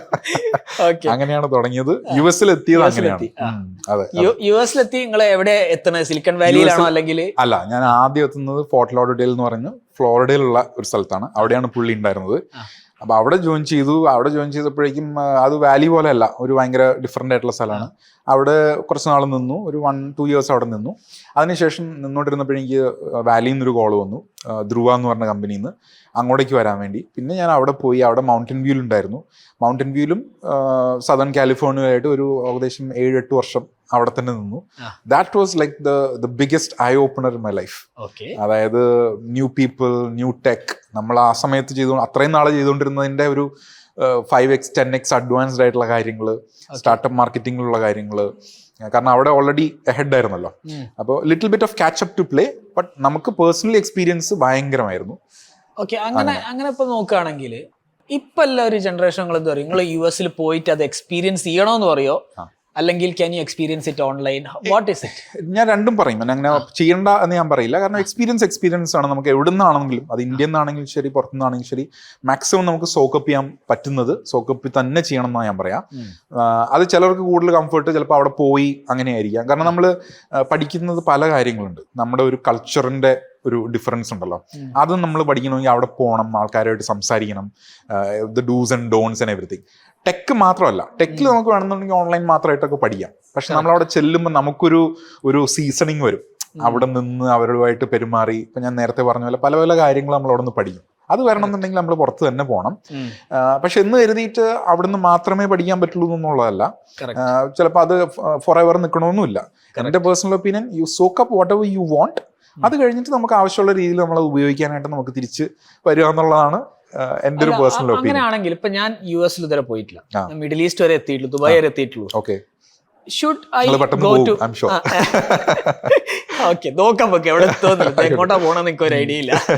അപ്പൊ US ഞാൻ പോയി കഴിഞ്ഞാൽ what do you think, is it beneficial or ഇവിടെ തന്നെ നിന്നിട്ട് ഇങ്ങനെ ചെയ്താൽ മതിയോ? It is beneficial. ഞാൻ US എന്ന് മാത്രം ഞാൻ പറയില്ല, കാരണം ഇപ്പം ആ ഒരു ജോഗ്രഫിക്കൽ റീജിയൻ അതിന്റെ ഒരു ലിമിറ്റ് മാറി മാറി വരുന്നുണ്ട്. പക്ഷെ ആ സമയത്തൊക്കെ US ഒരു ടെക്നോളജി ഫ്രണ്ടിൽ കുറെ പുതുതായിട്ടുള്ള കാര്യങ്ങൾ വരുന്നു, അല്ലെങ്കിൽ കുറെ എക്സ്പെരിമെന്റ്സ് നടക്കുന്നു എന്നുള്ള ഒരു കാര്യത്തിൽ നമുക്ക് കുറെ എക്സ്പീരിയൻസ് കിട്ടും. അത് ഫോർ എക്സാമ്പിൾ ആ സമയത്തൊക്കെ ഈ SEO എന്നുള്ളൊരു കോൺസെപ്റ്റ് നമ്മൾ ഒരു ഔട്ട്സോഴ്സിങ് പരിപാടിയായിരുന്നു ഇന്ത്യയിൽ നടന്നുകൊണ്ടിരുന്നത്. കാരണം അവിടെ നിന്നുള്ളവർക്ക് ചെയ്യാൻ ബുദ്ധിമുട്ടുള്ളത് ഇങ്ങോട്ടായിരിക്കും, ഇവിടുന്ന് ചെയ്യും. പക്ഷെ ഒരു സ്ട്രാറ്റജിക് ആയിട്ടുള്ള തിങ്കിങ്ങോ ഒരു ഡയറക്ഷണൽ ആയിട്ടുള്ള കാര്യങ്ങളോ ഇവിടെ നിന്നല്ല വരിക, അത് കൂടുതലും US നിന്ന് വരിക. Decision makers over there make it. ഇങ്ങോട്ടേക്ക് വന്നിട്ട് നമ്മൾ അതിന്റെ ഒരു മീനിയൽ ആയിട്ടുള്ള കാര്യങ്ങൾ ഏറ്റവും താഴ്ഭാഗത്തെ വർക്കുള്ളൂ, ഒരു BPO ഔട്ട്സോഴ്സിങ് പോലെ തന്നെ. അപ്പോൾ നമ്മൾ അവിടെ പോകുമ്പോഴേക്കും you will get to learn നമ്മൾ എങ്ങനെയാണ് ഡിസിഷൻ മേക്കിംഗ് പ്രോസസ്സസ്, ROI എന്താണ്, how do these decision makers think, അവർക്ക് അപ്പീലിംഗ് ആയിട്ടുള്ള കാര്യങ്ങൾ എന്താണ്. പിന്നെ അത് മാത്രമല്ല, ഇപ്പം ഞാൻ മൗണ്ടൻ വ്യൂലായിരുന്നു കുറച്ച് നാളുണ്ടായിരുന്നത്. അപ്പോൾ അവിടെ ഇപ്പോൾ ഗൂഗിളിൻ്റെ തന്നെ ചില പ്രോഗ്രാംസ് ഉണ്ട്. അപ്പോൾ നമ്മളത് NDA ഒക്കെ സൈൻ ചെയ്തിട്ടാണ് അവരായിട്ട്, നമുക്ക് പുറത്ത് പറയാൻ കഴിയില്ല. അപ്പോൾ അവരുടെ ചില ടെസ്റ്റ്സ്, എക്സ്പെരിമെന്റ്സ്, ഇപ്പൊ ഗൂഗിൾ സെർച്ച് കൺസോൾ എന്ന് പറഞ്ഞ ഇതൊക്കെ ഉണ്ടല്ലോ, അതിൽ വരുന്ന കുറെ പ്രൊഡക്ട്സിന്റെ ഒക്കെ ഏർലി വേർഷൻസ് അവർ ടെസ്റ്റ് ചെയ്യാനായിട്ടൊക്കെ ആയിട്ട് നമ്മൾ SEOs എന്നുള്ള പേരിൽ നമ്മളൊക്കെ ഇൻവൈറ്റ് ചെയ്തിട്ട് അവരുടെ എഞ്ചിനീയേഴ്സ് ആയിട്ട് നമുക്ക് സംസാരിക്കാൻ സാധിക്കുക. ഈ എക്സ്പോഷർ കിട്ടണമെന്നുണ്ടെങ്കിൽ നമുക്ക് ആ ഒരു ഫിസിക്കൽ അവൈലബിലിറ്റി വേണം. എന്ന് കരുതി പഠിക്കാൻ പറ്റില്ല എന്നൊന്നുമില്ല. എനിക്ക് തോന്നുന്നു ഇവിടെ തന്നെ നിന്നിട്ട് നല്ല രീതിയിൽ എക്സൽ ചെയ്ത പല ആൾക്കാരെയും എനിക്കറിയാം. It is if you can make use of it, please do എന്നുള്ളതാണ് എൻ്റെ. അപ്പോൾ നിങ്ങൾ 4 കൊല്ലത്തോളം മൗണ്ടൻ വ്യൂ, സിലിക്കൺ വാലി, അതിന്റെ നടുവിൽ പോയി നിന്നു. അതെ, റൈറ്റ് ബൈ ദ മദർഷിപ്പ് എന്ന് പറയുന്ന പോലെ, നേരെ മൂട്ടില്. ഓക്കെ, അവിടെ നിങ്ങൾ ഭയങ്കരമായിട്ട് ലേണിങ്സ് നടത്തി. Then what happened after that? So ഞാനൊരു ഓൾമോസ്റ്റ് എല്ലാം കൂടി പറയുകയാണെങ്കിൽ ഓൾമോസ്റ്റ് 9-10 years അവിടെ ഉണ്ടായിരുന്നു. അപ്പം ഇതേപോലെ ഭയങ്കര ഒരു ജേർണി ആയിരുന്നു, എക്സ്പോഷർ ആയിരുന്നു, പല കാര്യങ്ങളും നമ്മൾ പഠിച്ചു, പല ആൾക്കാരെ മീറ്റ് ചെയ്യുന്നു. പക്ഷെ എല്ലാം കഴിഞ്ഞ് നമ്മൾ എന്താ പറയുക, ഒരു വീട്ടിൽ തിരിച്ചു വരുമ്പോഴേക്കും ഒരു ലോൺലി ഫീലിംഗ് വരും. ബിക്കോസ് യു ആർ എന്താ പറയുക, ഒരു അലോൺ ഇൻ ദ ക്രൗഡ് എന്നൊക്കെ പറയുന്ന പോലെ. അത് ചിലപ്പോൾ ഒരു പേഴ്സണൽ എക്സ്പീരിയൻസ് ആയിരിക്കാം, എല്ലാവർക്കും അങ്ങനെ ഉണ്ടാവണമെന്ന് എനിക്ക് നിർബന്ധം പിടിക്കാനൊന്നും കഴിയില്ല. എനിക്ക് പക്ഷെ ഉണ്ടായി. കാരണം എനിക്ക് എപ്പോഴും തിരിച്ച് നാട്ടിലോട്ട് വരണം എന്നൊക്കെ ഉള്ളൊരു ചിന്ത നമ്മൾ ഈ യൂട്യൂബിലൊക്കെ കാണുമ്പോൾ ഉണ്ട്. ഇവിടുത്തെ വ്ളോഗേഴ്സ് മറ്റേ നാടൻ സാധനങ്ങളുടെയൊക്കെ ഫുഡ് വ്ളോഗൊക്കെ ചെയ്യുമ്പോഴേക്കും നമുക്കിത് കാണുമ്പോൾ എക്സ്പീരിയൻസ് മിസ്സാവുന്നുണ്ടല്ലോ എന്നുള്ളത്. മേ ബി ബിക്കോസ് ഞാൻ ഇവിടെയാണ് ജനിച്ചു വളർന്നതൊക്കെ, അതുകൊണ്ടായിരിക്കാം. എന്റെ കൂടെ തന്നെ ഉണ്ടാവും ഫ്രം ഡേ വൺ. ഞാൻ എവിടെ പോയാലും ഫാമിലിനും കൂട്ടിയിട്ടാണ് പോകല്. അത് കിട്ടുന്നുണ്ട്. പക്ഷെ അവിടെ ഒരു പ്രശ്നം എന്ന് വെച്ചാൽ, ഒന്ന് നമുക്കൊരു ലോസ്റ്റ് ഫീലിംഗ് വരും. Because your people are back home. അവിടെ നമ്മൾ എന്തൊക്കെ ചെയ്താലും നമ്മുടെ ആക്സെന്റ് പെട്ടെന്നൊന്ന് മാറും. നമ്മൾ ടങ്ക് കൂടുതൽ റോൾ ചെയ്യാൻ തുടങ്ങും. ഒരു ഫേക്ക് ആക്സെന്റ് എന്നൊക്കെയുള്ള രീതിയിലൊക്കെ നമുക്ക് തന്നെ തോന്നും. You have to blend in അല്ലേ. അപ്പൊ ഇത് കുറെ നാൾ നമ്മൾ ചെയ്ത് വരുമ്പോഴേക്കും നമുക്കൊരു ഒരു ബോറടിക്കലോ അല്ലെങ്കിൽ ഒരു ഏലിയൻ ഫീലിംഗ് ഒക്കെ വരും. പിന്നെന്താന്ന് വെച്ചാൽ ഈ വിസേന്റെ ഒരു ഇഷ്യൂ ഉണ്ട്. ഞാൻ പോയത് H1B വിസ എന്ന് പറയുന്ന വർക്ക് വിസയിലാണ്. അപ്പൊ അതില് കുഴപ്പമൊന്നുമില്ല. പക്ഷെ എന്ന് വെച്ചാൽ എനിക്ക് ഇഷ്ടപ്പെടാത്തൊരു കാര്യം വെച്ചാൽ നമ്മൾ എപ്പോഴും ഞാൻ അതിനൊരു quote and quote slave visa എന്നാ പറയാം. കാരണം വെച്ചാൽ നമുക്ക് എന്തെങ്കിലും ഒരു വർക്കിന്റെ പ്രശ്നമോ അല്ലെങ്കിൽ എന്തെങ്കിലും ഒരു മാർക്കറ്റിൽ ഇഷ്യൂ വല്ലോ വന്നു കഴിഞ്ഞാൽ, അല്ലെങ്കിൽ നമ്മുടെ എംപ്ലോയറിന് ഒരു ഇഷ്യൂ വന്നു കഴിഞ്ഞാൽ you don't have much time. നമുക്ക് തിരിച്ച് പെട്ടെന്ന് ഇങ്ങോട്ട് വരണം. ടെക്നിക്കലി അല്ലാതെ നിൽക്കുന്ന ആൾക്കാരൊക്കെ ഉണ്ട്, കുറെ വർക്ക് അറൗണ്ടും കാര്യങ്ങളൊക്കെ ഉണ്ട്. എന്നാലും ടെക്നിക്കലി ഇതാണ്, on paper this is what you are suppose to do. അപ്പൊ അങ്ങനെ ചെയ്യുമ്പോൾ നമ്മുടെ തലയ്ക്ക് മേലെ എപ്പോഴും ഒരു ബ്ലേഡ് ഇങ്ങനെ നിൽക്കുന്ന ഒരു ഫീലിംഗ് ആണ്. Anything can happen and then you have to go. ഇത് പിന്നെ ഗൾഫിലൊന്നും ഇല്ല പോലത്തെ റെസിഡൻസ് വിസ ആ പരിപാടിയല്ലേ? ഉണ്ട്, പക്ഷെ അതിനും it take a long time. Actually പറയുകയാണെന്നുണ്ടെങ്കിൽ H1B വിസ തന്നെ സ്കിൽഡ് വർക്കേഴ്സിനുള്ള വിസയാണ്. അതായത് you have to be either a doctor or a exceptional engineer or something. എനിക്കിത് ഫ്രീ ആയിട്ട് ആ സമയത്ത് കിട്ടിയോണ്ട് ഇതിന്റെ വില എനിക്ക് അറിയില്ല എന്നുള്ളതാണ് സത്യം. കാരണം പുള്ളി എനിക്കിത് അയച്ചു തന്നു, ഞാൻ പോയി. പിന്നീട് ഞാൻ ഇതിന് നോക്കുമ്പോഴാണ് എനിക്ക് ഓർമ്മയുണ്ട്, ഇപ്പോഴും ഒരു ഇൻഫോഗ്രാഫിക്ക് ഞാൻ കണ്ടത് ഓർമ്മയുണ്ട്. അതിൽ like how to get a H1B visa. അതിലിങ്ങനെ കുറെ ഇഫ് യെസ് എന്ന് പറഞ്ഞ സാധനമുണ്ട്. അപ്പോൾ like you have a relative there, if yes apply for green card, അങ്ങനെ കിട്ടാം. അല്ലെങ്കിൽ no, can you find an employer, do you have exceptional skills, are you an IIT pass out, then yes. പിന്നെ ഏറ്റവും മൂലയ്ക്ക് ഒരെണ്ണമുണ്ട്, do you have a friend who has a company who is willing to take the, കാരണം ഇതിൻ്റെ അകത്ത് കുറെ cost ഉണ്ട്, അവർക്ക് കുറെ റിസ്ക് ഉണ്ട്. കാരണം ഇവര് ഐ തിങ്ക് അറൌണ്ട് $15,000 വരെ അവർ സ്പെൻഡ് ചെയ്യണം. എന്നിട്ട് നമ്മൾ അവിടെ ചെന്ന് കഴിഞ്ഞാൽ ബൈ ദ റൂൾസ് നമുക്ക് വേണമെങ്കിൽ അടുത്ത ദിവസം തന്നെ വേറെ സ്ഥലത്തോട്ട് മാറാം. ഇപ്പൊ ദുബൈയിലുള്ള പോലത്തെ അങ്ങനത്തെ പ്രശ്നങ്ങളൊന്നും ഉണ്ടായിരുന്നില്ല, കാരണം അങ്ങനെ ലിബറൽ ആണ്. പക്ഷെ അതെന്ന് പറയുമ്പോൾ അവർക്ക് റിസ്ക് ആണല്ലോ, എംപ്ലോയറിന് റിസ്ക് ആണ്, നമുക്കൊരു കമ്മിറ്റ്മെന്റും ഇല്ല. അപ്പൊ എന്തോ ഭാഗ്യത്തിനോ പുള്ളിക്ക് എന്നോടുള്ളത് കൊണ്ടാണ് അന്ന് എനിക്ക് കിട്ടിയത്. പിന്നീടാണ് ഞാനിത് മനസ്സിലാക്കുന്നത്. അപ്പോൾ ഇങ്ങനെയൊക്കെ കുറെ കാര്യങ്ങൾ വന്നപ്പോൾ ഇപ്പൊ ഗ്രീൻ കാർഡിന് ആണെങ്കിൽ തന്നെ നമ്മൾ അപ്ലൈ ചെയ്ത് കഴിഞ്ഞാൽ I think it takes about 10 years, may be 15 years. അപ്പൊ അതിൽ കുറെ ആംബിഗ്വിറ്റി ഉണ്ട്. അപ്പൊ ഇത് വന്നു കഴിഞ്ഞപ്പോഴേക്കും എനിക്ക്, ആൻഡ് ബീങ് ഒരു നമുക്കൊരു ഓൺടർപ്രനോറിയൽ മൈൻഡ് സെറ്റ് ഉള്ളതുകൊണ്ട് ഐ എം വെരി ഇംപേഷ്യന്റ്. നമുക്ക് സ്വന്തമായിട്ട് എന്തെങ്കിലും ചെയ്യണം എന്നുള്ള ഒരു സാധനം എപ്പോഴും ഉണ്ടാവുമല്ലോ. അതിപ്പം സൈഡ് ബിസിനസ് ആയാലും ശരി, അല്ലാതെ ആയാലും ശരി. അപ്പൊ ഈ വിസയിൽ നിൽക്കുമ്പോൾ നമുക്ക് സ്വന്തമായിട്ടൊന്നും ചെയ്യാൻ പാടില്ല എന്നുള്ള ഒരു ലീഗൽ പ്രശ്നം കൂടി ഉണ്ട്. അതെ, ഞങ്ങൾ TEDx ടോക്കിൽ അതെ കേട്ടു. അതായത് അപ്പൊ ആ H1B വേറെ ഒന്നും ചെയ്യാൻ പറ്റില്ല. H1B you are only technically suppose to stay for you with your employer. അതിന് അവർ USCIS എന്ന് പറഞ്ഞിട്ടൊരു അതോറിറ്റി ഉണ്ട് ഇമിഗ്രേഷൻ്റെ. അവരിടയ്ക്ക് വന്ന് ചെക്ക് ചെയ്യും നമ്മൾ ആ ഓഫീസിൽ വർക്ക് ചെയ്യുന്നുണ്ട്. കാരണം കുറെ ഫ്രോഡ് നടക്കുന്നൊരു ഇതാണ്. ഇടയ്ക്കിടയ്ക്ക് ന്യൂസിൽ വരും, ഇങ്ങനെ ഒരാൾ ഇത്ര പേര് അവിടെ കൊണ്ടുപോയിട്ട് അവരെ പറഞ്ഞു പറ്റിക്കലും കാര്യങ്ങളൊക്കെ. അപ്പൊ അവരിടയ്ക്ക് ഒന്ന് ചെക്ക് ചെയ്യും, ഇതൊക്കെ ഉണ്ട്. അപ്പൊ ഇങ്ങനത്തെ കുറെ റെസ്ട്രിക്ഷൻസ്, നമുക്ക് അങ്ങോട്ടും ഇങ്ങോട്ടും മൂവ് ചെയ്യാൻ പറ്റുന്നില്ല, സ്വന്തമായിട്ട് ഏൺ ചെയ്യാൻ പറ്റുന്നില്ല, സ്വന്തമായിട്ട് കമ്പനി തുടങ്ങാൻ പറ്റുന്നില്ല എന്നൊക്കെ വരുമ്പോഴേക്കും, if you are on a different level, if you are lot of money to invest, I think എനിക്ക് തോന്നുന്നു എത്രയോ $1 million അങ്ങാണ്ട് കൊടുത്തു കഴിഞ്ഞാൽ യു ക്യാൻ സ്റ്റാർട്ടപ്പ് വിസ എന്നൊക്കെ പറഞ്ഞിട്ടുണ്ട്. നമുക്ക് ആ ലെവലില്ല. അങ്ങനെ ആവുമോ പിന്നെ ഇവിടെ പലരും US തുടങ്ങുന്നുണ്ടല്ലോ. ഉണ്ട്. അപ്പൊ അതിന് ഈ H1Bയും ഗ്രീൻ കാർഡും ഒന്നും ഇല്ലല്ലോ. ഇല്ല, അതിന് ഈ പറഞ്ഞ പോലെ O1 വിസ എന്ന് പറഞ്ഞിട്ടുള്ള അതും ഈ പറഞ്ഞ ഇൻവെസ്റ്റ്മെന്റ് ഉണ്ട് അതിൽ. ഈ പറഞ്ഞ പോലെ പൈസ കുറച്ച് കൊടുക്കണം, പിന്നെ അതിന് ബാക്കപ്പ് ചെയ്യാനായിട്ട് അവിടെ ലോക്കൽ ആയിട്ടുള്ള ആൾക്കാരുണ്ടാവണം. ഇറ്റ്സ് നോട്ട് ലൈക്ക് നമുക്ക് സ്വന്തമായിട്ട് സ്ട്രൈപ്പ് അറ്റ്ലസ് ഒക്കെ അല്ലേ. അത് പിന്നീട് വന്നതാണല്ലോ. സ്ട്രൈപ്പിൽ നമുക്ക് ഇപ്പൊ അവിടെ പോലും അന്നില്ല. അന്ന് നമുക്ക് ഇപ്പൊ നമുക്ക് സ്ട്രൈപ്പിൽ അവിടെ പോലും പോകണ്ട. നമുക്ക് ഇവിടെ നിന്ന് തന്നെ $500 കൊടുത്തു കഴിഞ്ഞാൽ കിട്ടും. സ്റ്റാർട്ടപ്പ് ഗ്ലോബൽ എന്ന് പറഞ്ഞിട്ട് ഒരു വെബ്സൈറ്റ് ഉണ്ട്, അതിനും കിട്ടും, എല്ലാം കിട്ടും. അപ്പോൾ അന്ന് അതൊന്നുമില്ല. അപ്പോൾ നമ്മൾ you play by the rules എന്ന് പറയുമ്പോഴേക്കും നമുക്ക് ഇതൊരു പ്രശ്നമാണ്. എന്തെങ്കിലും ഒരു പ്രശ്നം പറ്റിയാൽ പോരാ, അതിന് ഫാമിലി ഉണ്ട്, തിരിച്ചു വരണം. പിന്നെ എന്താ വെച്ചാൽ എനിക്കും എൻ്റെ മോമും ഇവിടെ ഒറ്റയ്ക്കായിരുന്നു. അപ്പൊ അതൊക്കെ കൂടെ ആഡപ്പ് ചെയ്തപ്പോഴേക്കും പിന്നെ ഞാൻ പറഞ്ഞ പോലെ ഒരു ദിവസം ഇതുപോലെ സ്വദേശം ഉണ്ട് SRKന്റെ. അപ്പൊ അത് കണ്ടപ്പോഴേക്കും പുള്ളി മറ്റേ നാസയിൽ വർക്ക് ചെയ്തിട്ട് ഇങ്ങനെ വന്നിട്ട് ഇങ്ങനെ അനന്തതയിലേക്ക് നോക്കി ഇങ്ങനെ നിൽക്കുന്നുണ്ട്. Like my people needs me, I need to go back എന്നുള്ളൊരു മൊമെന്റ് ഉണ്ട്. അതേപോലെ തന്നെ എനിക്കൊരു കിളി പോയ ഒരു രണ്ടാമതും കിളി പോയി അവിടെ വെച്ചിട്ട്. അപ്പൊ നമ്മൾ തീരുമാനിച്ചു, ഓക്കെ നാട്ടിലോട്ട് വരാം. SRK കുറെ ആൾക്കാരെ തിരിച്ചോട്ട് കൊണ്ടുവന്നിട്ട് പടം വെച്ചിട്ട്. അതെ. പലരോടും ഞാൻ പറയുമ്പോൾ അവരും പറയാം എനിക്കും ഇഷ്ടമാണ് ഇവിടെ, ഞാനും വിചാരിച്ചിരുന്നു. സത്യം എന്താണെന്ന് വെച്ച് കഴിഞ്ഞാൽ ഉണ്ടല്ലോ, ഈ NRIs നമ്മൾ എപ്പോഴും പുറത്തു പോകുമ്പോൾ from the day one, specially നമ്മൾ ഇവിടെ തന്നെ ബ്രോൺ ആൻഡ് ബ്രോട്ടപ്പ് ഒക്കെ ആണെന്നുണ്ടെങ്കിൽ ഒരു പുള്ളുണ്ടാവും നാട്ടിലോട്ട് വരാൻ. പിന്നെ നമ്മൾ പല കാര്യങ്ങൾ കൊണ്ടും അങ്ങ് മെയിൻറ്റെയിൻ ചെയ്ത് പോകുന്നു എന്നുള്ളതാണ് സത്യം. അപ്പോൾ ഞാൻ ഒരിക്കലും പറയില്ല എല്ലാവരും തിരിച്ചു വരണം എന്നൊന്നും ഞാൻ പറയില്ല.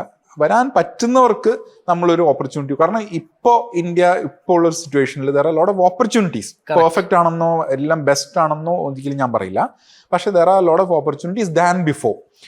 നമുക്കൊരു കമ്പനി തുടങ്ങണമെങ്കിലോ അല്ലെങ്കിൽ നമ്മുടെ ഇപ്പോൾ ഒരു മാർക്കറ്റ് എക്കോസിസ്റ്റം ഓപ്പ് ആയിരിക്കുന്നത് കൊണ്ടോ, ഇപ്പൊ you probably know this better അല്ലേ, റൂറൽ ഏരിയാസിലുള്ള ഇന്റർനെറ്റ് പെനിട്രേഷൻ ഒക്കെ കൊണ്ടിട്ടുള്ള കുറെ മാറ്റങ്ങളുണ്ട്. അപ്പൊ ഇതിൽ ഞാൻ കാണുന്നത് ഓപ്പർച്യൂണിറ്റീസ് ആണ്. സ്ട്രഗിൾ ഉണ്ട്, സ്ട്രഗിൾ ഇല്ല, ഈസി പീസി ആയിട്ടുള്ള പരിപാടികളൊന്നുമല്ല. എന്നാലും നമുക്ക് ചെയ്യാൻ പറ്റുന്ന കുറെ ഓപ്പർച്യൂണിറ്റീസ് ഉണ്ട്. സ്ട്രഗിൾ ഇപ്പൊ എവിടെ എന്ത് തുടങ്ങുകയാണെങ്കിൽ ഉണ്ടാവും. എക്സാക്ട്ലി. ജിയോ വന്ന് അങ്ങോട്ട് നമുക്ക് കുറച്ച് അതെ 199 ഇന്റർനെറ്റ് കൊടുത്തിട്ട്. അതെ, ഇതിപ്പോ ഒരു post and pre Jio world ഇപ്പതാണ് അവസ്ഥ ഇന്ത്യയിൽ. പോസ്റ്റ് എന്താ പറയാ, ഇന്ത്യ ആൻഡ് പ്രീ ഇന്ത്യ. അതെ, അതേപോലെ before Jio and after Jio. കാരണം ഇന്റർനെറ്റ് പെനിട്രേഷൻ ഹ്യൂജ് ആണ്. അപ്പം ഇഫ് യു സീ ഓൾസോ, നിങ്ങൾ ഇപ്പം വാൾമോർട്ട് ആ സമയത്ത് ഇൻവെസ്റ്റ് ചെയ്തിരുന്നു ഇന്ത്യയിൽ. പിന്നെ അങ്ങനെ എല്ലാവരും ഇന്ത്യയിലോട്ട് വരാൻ, ഇന്ത്യ മാർക്കറ്റ് എന്ന് പറയുന്നത് ഒരു വലിയൊരു മാർക്കറ്റാണ്. It's not easy also. പലരും ചെയ്യുന്ന മിസ്റ്റേക്ക് US-ലുള്ള കമ്പനീസിന്റെ റെപ്ലിക്ക ഇവിടെ ക്രിയേറ്റ് ചെയ്യും. It doesn't work like that. ഇവിടെ we have different ethos, different ecosystem. എല്ലാവരുടെയും മനസ്സിന്റെ ടെമ്പറമെന്റ് ഡിഫറെന്റ് ആണ്, ഇമോഷൻസ് ഭയങ്കരമാണ്. അതൊന്നും അല്ല US-ലുള്ള വാട്ട് വർക്ക്സ് എന്നുള്ളത്. അപ്പൊ ഇത് മനസ്സിലാക്കി ഇവിടെ നിൽക്കാൻ പറ്റുന്ന കമ്പനീസിന് there are lot of opportunities. ഇപ്പൊ നമ്മൾ കണ്ടിട്ടുള്ള ഇവിടുന്ന് ഹോം ഗ്രോൺ ആയിട്ടുള്ള കമ്പനീസ് പോലും, നമ്മുടെ Paytm ആയിക്കോട്ടെ, ക്രെഡ് ആയിക്കോട്ടെ, ഇവരൊക്കെ ഇന്ത്യൻ ഗ്രോൺ പോസ്റ്റ് ജിയോ വന്ന കമ്പനീസ് ആണ് ശരിക്കും പറഞ്ഞു കഴിഞ്ഞാൽ, ഗ്രോത്ത് നോക്കിയാൽ. അപ്പോൾ ഇതൊക്കെ കാണുമ്പോൾ നമുക്ക് as an entrepreneur you can not see the opportunities കാണാതിരിക്കാൻ കഴിയില്ല. അപ്പോൾ ഇതൊക്കെയാണ് എന്നെ ഒന്നും കൂടെ ഒരു added layer to come back എന്ന് പക്ഷെ ഷാറൂഖ് ഖാനാണ് പറ്റിച്ചത്. ഷാറൂഖ് ഖാനാണ് ആദ്യമേ പറ്റിച്ചത്. ഓക്കെ, അപ്പൊ ഷാറൂഖ് ഖാൻ പറ്റിച്ച്. പിന്നെ ഞങ്ങൾ മാപ്പോട് നോക്കിയിരുന്നു കുറച്ച് ദിവസം നോക്കിയിരുന്നു. അങ്ങനെ പിന്നെ അപ്പൊ എന്ത് പറ്റിയെന്ന് വെച്ചാല് നാട്ടിൽ കുറെ ചേഞ്ചസ് വന്നിട്ടുണ്ടായിരുന്നല്ലോ. ഏത് നോട്ട് നിരോധനം, ആധാർ, പാൻ, അത് ഇതൊക്കെ GST.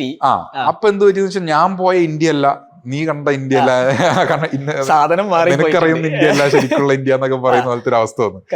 അപ്പൊ നമ്മൾ ഓൺലൈനിൽ നോക്കുമ്പോ, അതായത് ഞാൻ തിരിച്ചു വരുമ്പോ എന്തൊക്കെ ചെയ്യണം എന്നൊക്കെ ഉള്ളത് നോക്കുമ്പോഴേക്കും കുറെ ആംബിഗ്വസ് ആയിട്ടുള്ള കാര്യങ്ങളാണുള്ളത്. അല്ലെങ്കിൽ ഒന്നെങ്കിൽ ഔട്ട്ഡേറ്റഡ് ആയിട്ടുള്ളത്, അല്ലെങ്കിൽ ഒരു ക്ലാരിറ്റി ഇല്ലാത്ത ഇൻഫർമേഷൻ ആയിരുന്നു ഉണ്ടായിരുന്നത്. അപ്പൊ നമ്മളെന്താ ഏറ്റവും ബെസ്റ്റ് ചെയ്യുന്നത്, വെബ്സൈറ്റ്സ് ഉണ്ടാക്കുക എന്നുള്ളതാണല്ലോ. അപ്പൊ ഞാൻ എന്ത് ചെയ്യുന്ന വെച്ചാൽ ഒരു സിംഗിൾ പേജ് വെബ്സൈറ്റ് ഉണ്ടാക്കി, അതിൽ നമുക്ക് ഒരാൾ തിരിച്ചു വരുവാണെന്നുണ്ടെങ്കിൽ ചെയ്യേണ്ട കാര്യങ്ങൾ എന്ന് പറഞ്ഞൊരു DIY website, do it your self website എന്നുള്ള. തിരിച്ചെത്തിയോ? ഇല്ല, അവിടെ നിന്നോണ്ട് തന്നെ ഞാൻ പ്രിപ്പയർ ചെയ്യണമല്ലോ, പഠിക്കുന്ന മൊത്തം പഠിക്കലാണ്, ബ്ലോഗ് ഉണ്ടാക്കലാണ് നമ്മുടെ മെയിൻ. അപ്പൊ നമ്മൾ ഇത് പ്രിപ്പറേഷൻ ചെയ്യുന്ന സമയത്ത് നമ്മൾ ഓപ്പർച്യൂണിറ്റീസ് കാണുമ്പോൾ ഓരോ മൈക്രോ വെബ്സൈറ്റ്സ് ഉണ്ടാക്കിയിടുക എന്നുള്ളത് നമ്മളൊരു ഹോബിയാണ്. അത് നമ്മൾ ഇഷ്ടംപോലെ ചെയ്തു, ആരും കാണാതെ പോയിട്ടുള്ള ഇഷ്ടംപോലെ പ്രൊജക്ട്സ് ഉണ്ട്. അതൊക്കെ എല്ലാവർക്കും ഉണ്ടാവും. 100 ചെയ്യുമ്പോൾ ഒരെണ്ണം ക്ലിക്ക് ആവുള്ളൂ. ആ ഒരെണ്ണം happen to be this back to India website. അപ്പൊ ഞാൻ ഉണ്ടാക്കിയതെന്ന് വെച്ചാൽ ഒരു സിംഗിൾ പേജ് വെബ്സൈറ്റ്. അതിൽ നമ്മൾ ചെയ്യേണ്ട കുറെ സ്റ്റെപ്സ്, അതായത് ആധാർ ആക്കുക, പാൻ കാർഡ് ആക്കുക, പിന്നെ അങ്ങനെ കുറെ ഒരു സ്റ്റെപ്പുകൾ ഉണ്ടായിരുന്നു. ഒരൊറ്റ സിംഗിൾ പേജ് വെബ്സൈറ്റ് ആണത്. ഇത് ഒരു വൈറൽ കോഷ്യന്റ് അതിലുണ്ടായിരുന്നു എന്ന് എനിക്ക് തോന്നുന്നു. ഇത് അങ്ങോട്ട് പെട്ടെന്ന് ഓൾമോസ്റ്റ് 14K ഷെയർസ് ഓവർനൈറ്റ് കിട്ടിയതിന്. ഞാൻ 14,000 ഷെയർ ഫേസ്ബുക്ക് എല്ലാം കൂടി ചേർത്തിട്ട്. അപ്പൊ ഇത് ഞാനിത് പറഞ്ഞ പോലെ സൗണ്ട്സ് വെരി ക്ലീഷേ. ഉണ്ടാക്കുന്നു, നമ്മൾ ഉറങ്ങാൻ പോകുന്നു, രാവിലെ എണീക്കുമ്പോൾ ഞാൻ എപ്പോഴും എൻ്റെ വെബ്സൈറ്റിൽ നമ്പർ ഇടും, എൻ്റെ ഫോൺ നമ്പർ എല്ലാ വെബ്സൈറ്റിലും ഞാൻ ഇടാറുണ്ട്. അപ്പോൾ വാട്സാപ്പിൽ മെസ്സേജ്, ലിങ്ക്ഡിനിൽ മെസ്സേജ്, ആൾക്കാർ കൊള്ളാം, നന്നായിട്ടുണ്ട്, അങ്ങനെ ഇങ്ങനെ. അപ്പോൾ ഓരോരുത്തർ പറയുന്ന കമ്മ്യൂണിറ്റി തുടങ്ങണം, നെക്സ്റ്റ് എന്താ പരിപാടി, ഞങ്ങൾക്കും ഇതേപോലെ താല്പര്യമുണ്ട്. അത് എന്റെ കയ്യിൽ നിന്ന് പോയ ഒരു സിറ്റുവേഷൻ ആയ സമയത്ത്. അപ്പൊ ഞാൻ ഇത്രയും പ്രതീക്ഷിച്ചില്ല. ഒറ്റ ദിവസം കൊണ്ട് അടിച്ച്. മാത്രല്ല PR ഭയങ്കരമായിട്ട് നമുക്ക് റീച്ച് കിട്ടി. അപ്പം എന്നെ BBC എന്ന് വിളിക്കുന്നു, ഒരു ആർട്ടിക്കിൾ പബ്ലിഷ് ചെയ്തവര്. പിന്നെ NPR എന്ന് വിളിക്കുന്നു, ഇന്ത്യയിൽ നിന്നുള്ള നമ്മുടെ ധന്യ രാജേന്ദ്രന്റെ ദ ന്യൂസ് മിനിറ്റ് എന്ന് പറഞ്ഞിട്ടുള്ള അത്, പിന്നെ യാഹു ഫൈനാൻസ്, ഇവരെല്ലാം വിളിക്കുന്നു, കവറേജ് എടുക്കുന്നു. പിന്നീട് ഞാൻ മനസ്സിലാക്കി ഇതിന്റെ ഇടയ്ക്ക് ഒരു പൊളിറ്റിക്കൽ ആംഗിളും കൂടി ഉണ്ടായിരുന്നു. കാരണം ട്രംപിന്റെ പ്രസിഡൻസി ആയിരുന്നു ആ സമയത്ത്. അപ്പൊ എന്താ വെച്ചാൽ അവിടെ കുറെ ഈ ഹെയ്റ്റ് ക്രൈംസ് ഒക്കെ ഇടയ്ക്ക് നടക്കുന്നുണ്ട്. ഒരു സാൻ ബെർണഡിനോ എന്ന് പറഞ്ഞിട്ടൊരു സ്കൂള്, ഞാൻ താമസിച്ചിരുന്ന എർവൈൻ്റെ അടുത്ത് തന്നെ, അവിടെ ഒരു ഷൂട്ടിംഗ് ഉണ്ടായിരുന്നു. അപ്പോൾ അത് I think 2 or 3 months before ആയിരുന്നു. അപ്പൊ മേ ബി അതൊക്കെ ഹെൽപ്പ് ചെയ്തിട്ടുണ്ടാവാം. അപ്പൊ എല്ലാവരും എന്നെ അതിൽ പ്രൊജക്ട് ചെയ്തെന്ന് വെച്ചാൽ this guy is bringing NRIs back to India എന്നുള്ളത് ആ ന്യൂസ് മിനിറ്റിന്റെ ഇത് കണ്ടാൽ നമുക്ക് any PR is good PR, nothing wrong, but it was good. അപ്പൊ ഇങ്ങനെ വന്നു കഴിയുമ്പോഴേക്കും PR നമ്മൾ പ്രതീക്ഷിക്കാത്ത രീതിയിൽ വരുന്നു, ആൾക്കാരുടെ ഇൻപുട്സ് വരുന്നു. And these are people like NRIs എന്ന് പറയുമ്പം കൂടുതലും ഈ പറഞ്ഞ പോലെ ടെസ്ലയിൽ വർക്ക് ചെയ്യുന്നവർ, ഗൂഗിളിൽ വർക്ക് ചെയ്യുന്ന, എന്നെക്കാളും ഒക്കെ ഭയങ്കര ബെറ്റർ ആയിട്ടുള്ള ആൾക്കാരാണ്. അപ്പോൾ എനിക്ക് വേറെ ഓപ്ഷൻ ഇല്ല അവരുടെ സജഷൻ എടുക്കുക എന്നല്ലാതെ. അപ്പൊ അങ്ങനെ വന്നപ്പോഴേക്കും നമ്മളൊരു ഗ്രൂപ്പ് തുടങ്ങുകയായി. നമ്മൾ ആദ്യം വാട്സാപ്പിലാണ് തുടങ്ങിയത്. വാട്സാപ്പിൽ തുടങ്ങി എനിക്ക് I am big on groups. Community എനിക്കൊരു ഭയങ്കരമായിട്ട് I think even now is a big factor. Every startup should invest in ഞാൻ വിചാരിക്കുന്നതാണ്. അപ്പോൾ അതുകൊണ്ട് കമ്മ്യൂണിറ്റി വന്ന ഇമ്മീഡിയറ്റ് ഓപ്പർച്യൂണിറ്റിയിൽ ഞാൻ തുടങ്ങി എന്നുള്ളതാണ്. അങ്ങനെ തുടങ്ങി. പിന്നെ അത് ഓവർഫ്ലോ ആയി. കാരണം ആ സമയത്ത് 256 മെമ്പേഴ്സ് അങ്ങനെ ലിമിറ്റ് ഉണ്ടായിരുന്നുള്ളൂ. ഇപ്പോൾ 1000 മറ്റുണ്ട്. അപ്പൊ എനിക്ക് മറ്റേ റിട്ടേൺ ടു ഇന്ത്യ 1, 2, 3, 4 എന്നെല്ലാം പറഞ്ഞിട്ട് ആക്കേണ്ടി വന്നു. നിരത്തി ഗ്രൂപ്പ്, പിന്നെ മെസ്സേജ്, ബഹളം, കാര്യങ്ങളൊക്കെ ആയി. അങ്ങനെ വാട്സാപ്പിലാണ് തുടങ്ങിയത്. പിന്നെ അത് കഴിഞ്ഞപ്പോഴേക്കും പിന്നെ കുറെ അത് വേണ്ട, നമുക്ക് ഡിസ്കോഡിൽ തുടങ്ങാം, PHP അത് ഇത് എന്നെല്ലാം പറഞ്ഞ കുറെ ഇത് വന്നു. ടെലിഗ്രാം വന്നു, എല്ലാം നമ്മൾ ട്രൈ ചെയ്തു. പക്ഷെ വാട്സാപ്പിൽ വന്നു കഴിഞ്ഞാലാണ് ഒരു ഈച്ചയില്ല പൂച്ചയില്ല, അവിടെ ആരും വരില്ല. കുറച്ച് ടെക്കികൾ ഉണ്ടാവും. പക്ഷെ ഇടയ്ക്കിടയ്ക്ക് ഇങ്ങനെ ഒരാൾ കൊണ്ട് പറയും എന്തിനാ വാട്സാപ്പിൽ മറ്റേധികം ഫീച്ചർ ഉണ്ടല്ലോ. സ്ലാക്ക് ഒക്കെ യൂസ് ചെയ്തോളൂ. ഓക്കെ, അപ്പൊ അതെല്ലാം ട്രൈ ചെയ്തു നമ്മള്. പക്ഷെ വാട്സാപ്പിൽ വരുമ്പോ എൻഗേജ്മെന്റ് ഗോസ് ക്രേസി. അപ്പൊ നമ്മൾ സ്റ്റിക്ക് ഓൺ ചെയ്ത് അതിന്റെ പ്രശ്നങ്ങൾ ഉണ്ടെന്ന് അറിയാം, പക്ഷെ you can live with those problems. അതാണ് അതിന്റെ കമ്മ്യൂണിറ്റി ഭയങ്കര സംഭവം എന്നുള്ളത് കമ്മ്യൂണിറ്റി ഉണ്ടാക്കിയാലാണ് മനസ്സിലാവുക. അതുകൊണ്ടാണ് എനിക്കറിയാം why you are telling that എല്ലാ സ്റ്റാർട്ടപ്സും ഒരു കമ്മ്യൂണിറ്റി ചെയ്യണമെന്നില്ലേ. ബിക്കോസ് എനിക്കൊന്ന് ഞാനത് പഠിച്ചത് ശരിക്കും ഫിറ്റർ എന്നിട്ടൊരു ആപ്പ് ഉണ്ട്, amazing. Millions of people on Facebook making lot of revenue also. അടിപൊളിയാണ്. ഞാൻ ഇതിന്റെ അകത്തൊരു ഇൻട്രസ്റ്റിംഗ് സംഭവം വെച്ചാൽ I started with the community. ഞാൻ ആക്ച്വലി പണ്ട് ബ്ലോഗിംഗ് എന്ന് പറഞ്ഞല്ലോ, അതിന് മുന്നേ ഈ PHPBB ഫോറം എന്ന് പറഞ്ഞൊരു സാധനമുണ്ട്. ഒരു ഫോറം, ലിറ്ററലി ഫോറം ആണ് അത്. 90s കിഡ്സിനൊക്കെ അറിയാം. നമ്മൾ ഈ മ്യൂസിക് ഷെയറിംഗ് ഓൺ റെക്കോർഡ് പറയാൻ പറ്റാത്ത ചില ലീഗൽ പ്രശ്നങ്ങളുകൊണ്ടാട്ടോ പറയാത്തത്. കോപ്പിറൈറ്റ്സ് ഇഷ്യൂ ഒക്കെ വരുന്നുണ്ട്. അങ്ങനത്തെ കുറെ സംഭവങ്ങൾ ഷെയർ ചെയ്യല് കാര്യങ്ങളൊക്കെ ഉള്ളത് ചെയ്യുന്ന ഫോറംസ് ഉണ്ടായിരുന്നു. ഇതിലാണ് ഞാൻ തുടങ്ങിയത് ആ സമയത്തൊക്കെ. അപ്പൊ അതിൽ നമ്മളൊരു NRI കമ്മ്യൂണിറ്റി ഞാൻ തന്നെ തുടങ്ങിയിരുന്നു, മ്യൂസിക് ലവേഴ്സിന് വേണ്ടിയിട്ട്. അത് ശരി. South Indian music, Tamil, Malayalam music lovers എന്ന് പറഞ്ഞിട്ട്. അത് NRI കമ്മ്യൂണിറ്റി കാരണം എനിക്കറിയില്ല, ആ സമയത്ത് അങ്ങനെ തുടങ്ങിയതാ. അപ്പൊ UAE ഓഡിയൻസ് ഒക്കെ ഇഷ്ടം പോലെ ഉണ്ടായിരുന്നു, US ഓഡിയൻസ് അല്ല. അപ്പൊ ഇവർക്ക് ഈ നൊസ്റ്റാൾജിക് ഫീൽഡുകൊണ്ട് ഇതൊന്നും നമ്മൾ പ്ലാൻ ചെയ്തിട്ട് വരുന്നതല്ല, എങ്ങനെയോ അങ്ങനെ വന്നു. അപ്പൊ അന്ന് എനിക്ക് ഓർമ്മയുണ്ട്, നമ്മുടെ കെന്നി ജേക്കബിനൊക്കെ അറിയായിരിക്കും, അന്നൊരു ബ്ലോഗർ മീറ്റ് നമ്മൾ കൊച്ചിയിൽ വെച്ചു. First ever blogger meet. ആ സമയത്ത് ഞാനും കെന്നിയും ഒരു 4-5 പേരേ ഉള്ളൂ. നമ്മുടെ ബേ പ്രൈഡ് മോളിൽ പോയിട്ടിരുന്നിട്ടാണ് എല്ലാ കമ്മ്യൂണിറ്റിയുടെ തുടക്കം. അപ്പൊ അന്ന് വരുന്നപ്പോഴേക്കും നമ്മൾ ചുമ്മാ കഫേ കോഫി ഡേയിൽ ബേ പ്രൈഡ് മോളിനടുത്ത് എന്നിട്ട് നമ്മള് ഒരു ബേ പ്രൈഡ് മോള് മേനകയുടെ അവിടെ ഉള്ളത്, അവിടെ മറൈൻ ഡ്രൈവില്. പിന്നെ കഫേ കോഫി ഡേ എന്ന് പറഞ്ഞിട്ടുണ്ട് MG റോഡിൽ. അവിടെയാണ് നമ്മൾ അന്നത്തെ സ്റ്റാർബക്സ് CCD എന്നാണ് പറയുന്നത്, സ്കൂൾ ഫാക്ടറി CCD. അന്ന് വന്നപ്പോഴേക്കും കെന്നിയും 3-4 പേര് വന്നു. അപ്പൊ നമ്മൾ വെറുതെ ഒരു രസത്തിന് അന്ന് ഞാനൊരു വീഡിയോ എടുത്തിരുന്നു. എല്ലാവരോടും പോയിട്ടൊരു ക്വസ്റ്റ്യൻ ചോദിക്കുക, what will you do if you are the CM of Kerala for 1 day? ചുമ്മാ എന്തിനാ എടുത്തതെന്ന് എനിക്കറിയില്ല, അന്ന് യൂട്യൂബൊക്കെ വന്നിട്ടേ ഉള്ളൂ. അപ്പൊ ഓരോരുത്തരും ഓരോ അഭിപ്രായം പറയുന്നുണ്ട്. ഞാൻ എന്നെ തന്നെ ഒരു ആൻസർ പറഞ്ഞു. എന്താ വെച്ചാൽ ഞാൻ പറഞ്ഞത് I will bring all NRIs back to India എന്നാണ് ഞാൻ പറഞ്ഞത്. ഇത് ഞാൻ റിയലൈസ് ചെയ്തത് ഈ ബാക്ക് ടു ഇന്ത്യ ഒക്കെ ലോഞ്ച് ചെയ്തതിനു ശേഷം. പണ്ട് ഞാൻ ഇങ്ങനെ ഒരു വീഡിയോ ചെയ്തിട്ടുണ്ടായിരുന്നല്ലോ, ഇത് തന്നെയാണല്ലോ ഞാനിപ്പോ ചെയ്യുന്നത്. ദ യൂണിവേഴ്സ് കൺസ്പയർസ് എന്ന് പറയുന്ന പോലത്തെ ഒരു സാധനം. അപ്പൊ അങ്ങനെ ഒരു സംഭവം കൂടി ഉണ്ട് ഇതിൽ. PR അടിച്ചു, നമ്മുടെ കയ്യിൽ നിന്ന് പോയി, എനിക്കിത് മാനേജ് ചെയ്യാൻ പറ്റുന്നില്ല. അപ്പോൾ ഞാൻ ഏകദേശം മേഡപ്പ് ചെയ്തു തിരിച്ചു വരണം എന്നുള്ളത്. അപ്പം ഫാമിലി ഒക്കെ സെറ്റായി. അപ്പൊ തന്നെ ഞാൻ അവിടെ ഇരുന്നുകൊണ്ട് നമ്മുടെ വക്കീൽ സെർച്ചിൽ പോയി നോക്കിയിട്ട് കമ്പനി സ്റ്റാർട്ട് ചെയ്യാനുള്ള പരിപാടികൾ അവിടെ ഇരുന്നുകൊണ്ട് തന്നെ തുടങ്ങി. അപ്പൊ അവർ പറഞ്ഞു, നിങ്ങൾ ഇത്ര സാധനങ്ങൾ അയക്കുക, ബാക്കി ആധാരമൊക്കെ വന്നതിന് ശേഷം ആക്കാം, ബാക്കി നമ്മൾ സെറ്റ് ചെയ്ത് വെക്കാന്ന് പറഞ്ഞിട്ട് കമ്പനീന്റെ എല്ലാം സ്റ്റാർട്ടാക്കി വെച്ചു. അങ്ങനെയാണ് തിരിച്ച് നാട്ടിലോട്ട് വരുന്നത് 2017 എൻഡിൽ, മിഡ് എൻഡിൽ. എന്നിട്ട് എന്തൊക്കെയായി ബാക്ക് ടു ഇന്ത്യ കമ്മ്യൂണിറ്റി? പിന്നെയാണ് എന്റെ ലൈഫിന്റെ സെക്കൻഡ് പാർട്ട് എന്ന് പറയുന്ന പോലെ, പിക്ചർ അഭി ബാക്കി ഹേ മേരെ ദോസ്ത് എന്ന് പറയുന്ന പോലെ അങ്ങനെ വരുന്നു. ബാക്ക് ടു ഇന്ത്യ ഫയർ ആവുന്നു.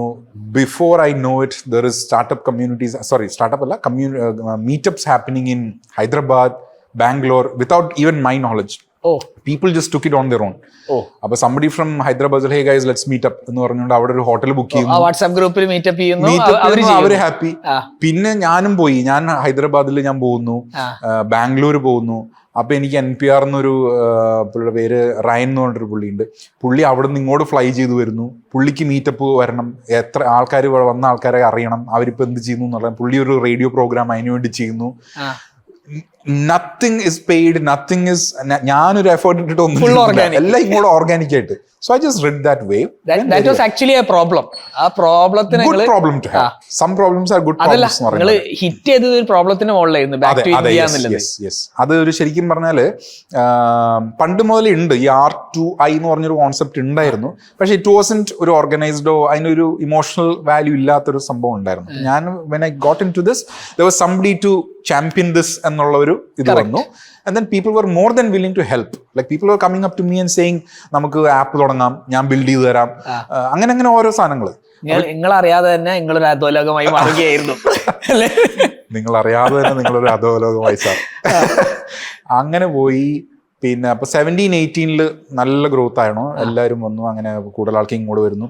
ഏകദേശം നമ്മൾ ഇപ്പൊ കാൽക്കുലേറ്റ് ചെയ്ത് കഴിഞ്ഞാൽ ഒരു 300-400 അടുത്ത ആൾക്കാർ ഇന്ന് വരെ, ഇപ്പൊ ഇത്ര 5-6 വർഷമായല്ലോ, have actually successfully come back to India through us. Almost 99% from the US. അതെങ്ങനെ നിങ്ങൾ ട്രാക്ക് ചെയ്തു ഇത്രയും ആൾക്കാർ വന്ന് പറയും? കമ്മ്യൂണിറ്റി എന്ന് പറയുമ്പോൾ ഞാൻ പറഞ്ഞല്ലോ, I am big on community. So we have weekly meetups, weekly huddles, we have expert sessions from ഈ ബാങ്കുകൾ, ഫൈനാൻഷ്യൽ അഡ്വൈസേഴ്സ്, അങ്ങനത്തെ പല ഈ കമ്മ്യൂണിറ്റിയിലോട്ട് കേറ്റർ ചെയ്യേണ്ട പ്രൊഡക്ട്സും സർവീസസും ഉള്ള പല സെഗ്മെന്റിലുള്ള ആൾക്കാരുണ്ട്. അവരുടെ എക്സ്പേർട്ട് സെഷൻസ് നമ്മൾ ഹോസ്റ്റ് ചെയ്യും. പിന്നെ അവരുടെ കംപ്ലീറ്റ് നമ്മൾ ഒരു വലിയ ഫാമിലി പോലെയായി ശരിക്കും പറഞ്ഞാൽ. മനസ്സിലായി. അപ്പോൾ എന്ന് വെച്ചാൽ ഓരോ ഹൈദരാബാദ് കമ്മ്യൂണിറ്റി, ബാംഗ്ലൂർ കമ്മ്യൂണിറ്റി, ഇവിടെ എല്ലാം ഓരോരോ എക്സ്പേർട്സ് നാച്ചുറലി വരുവാണ്. കാരണം അവർക്കറിയാം എല്ലാ കാര്യങ്ങളെ കുറിച്ചും. അപ്പോൾ ഓട്ടോമാറ്റിക്കലി നിങ്ങൾ എംപ്ലോയീസിനെ റിക്രൂട്ട് ചെയ്യാണ്ട് എംപ്ലോയീസ് വരുവാണ്. അങ്ങനെ വന്നു.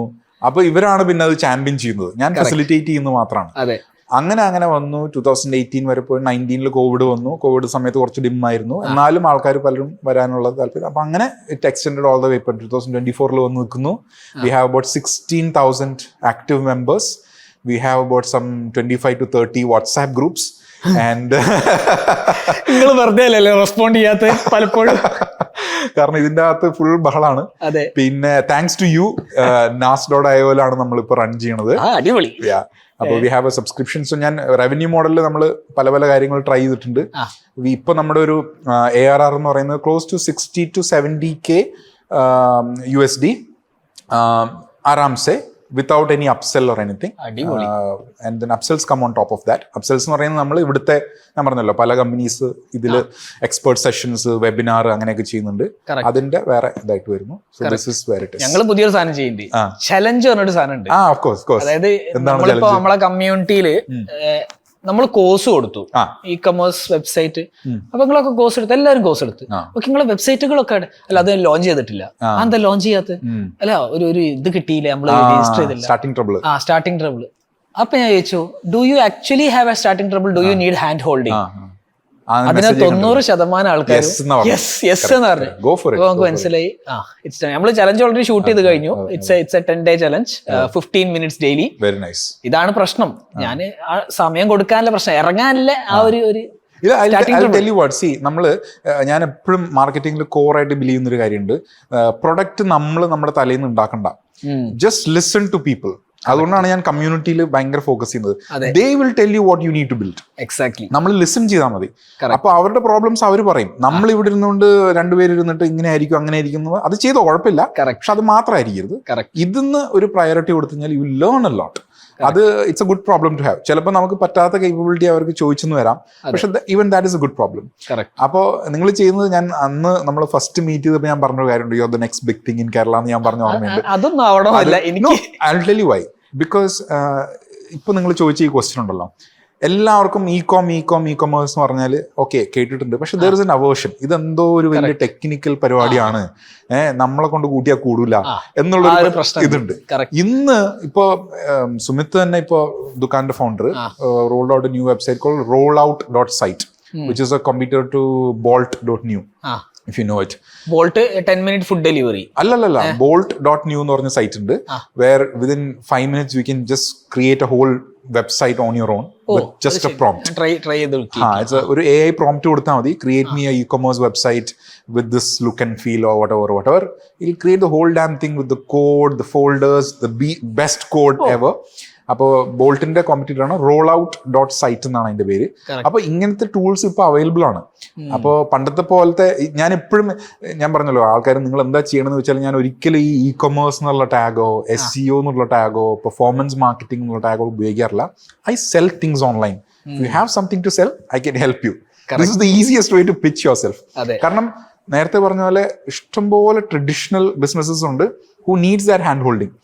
അവിടെ നമ്മളൊരു ഇ-കൊമേഴ്സ് പ്ലാറ്റ്ഫോമോ എന്തെങ്കിലും ഒരു ചെറിയൊരു ഇൻപുട്ട് കൊടുത്തു കഴിഞ്ഞാൽ ദിസ് കെൻ സ്കെയിൽ 10x.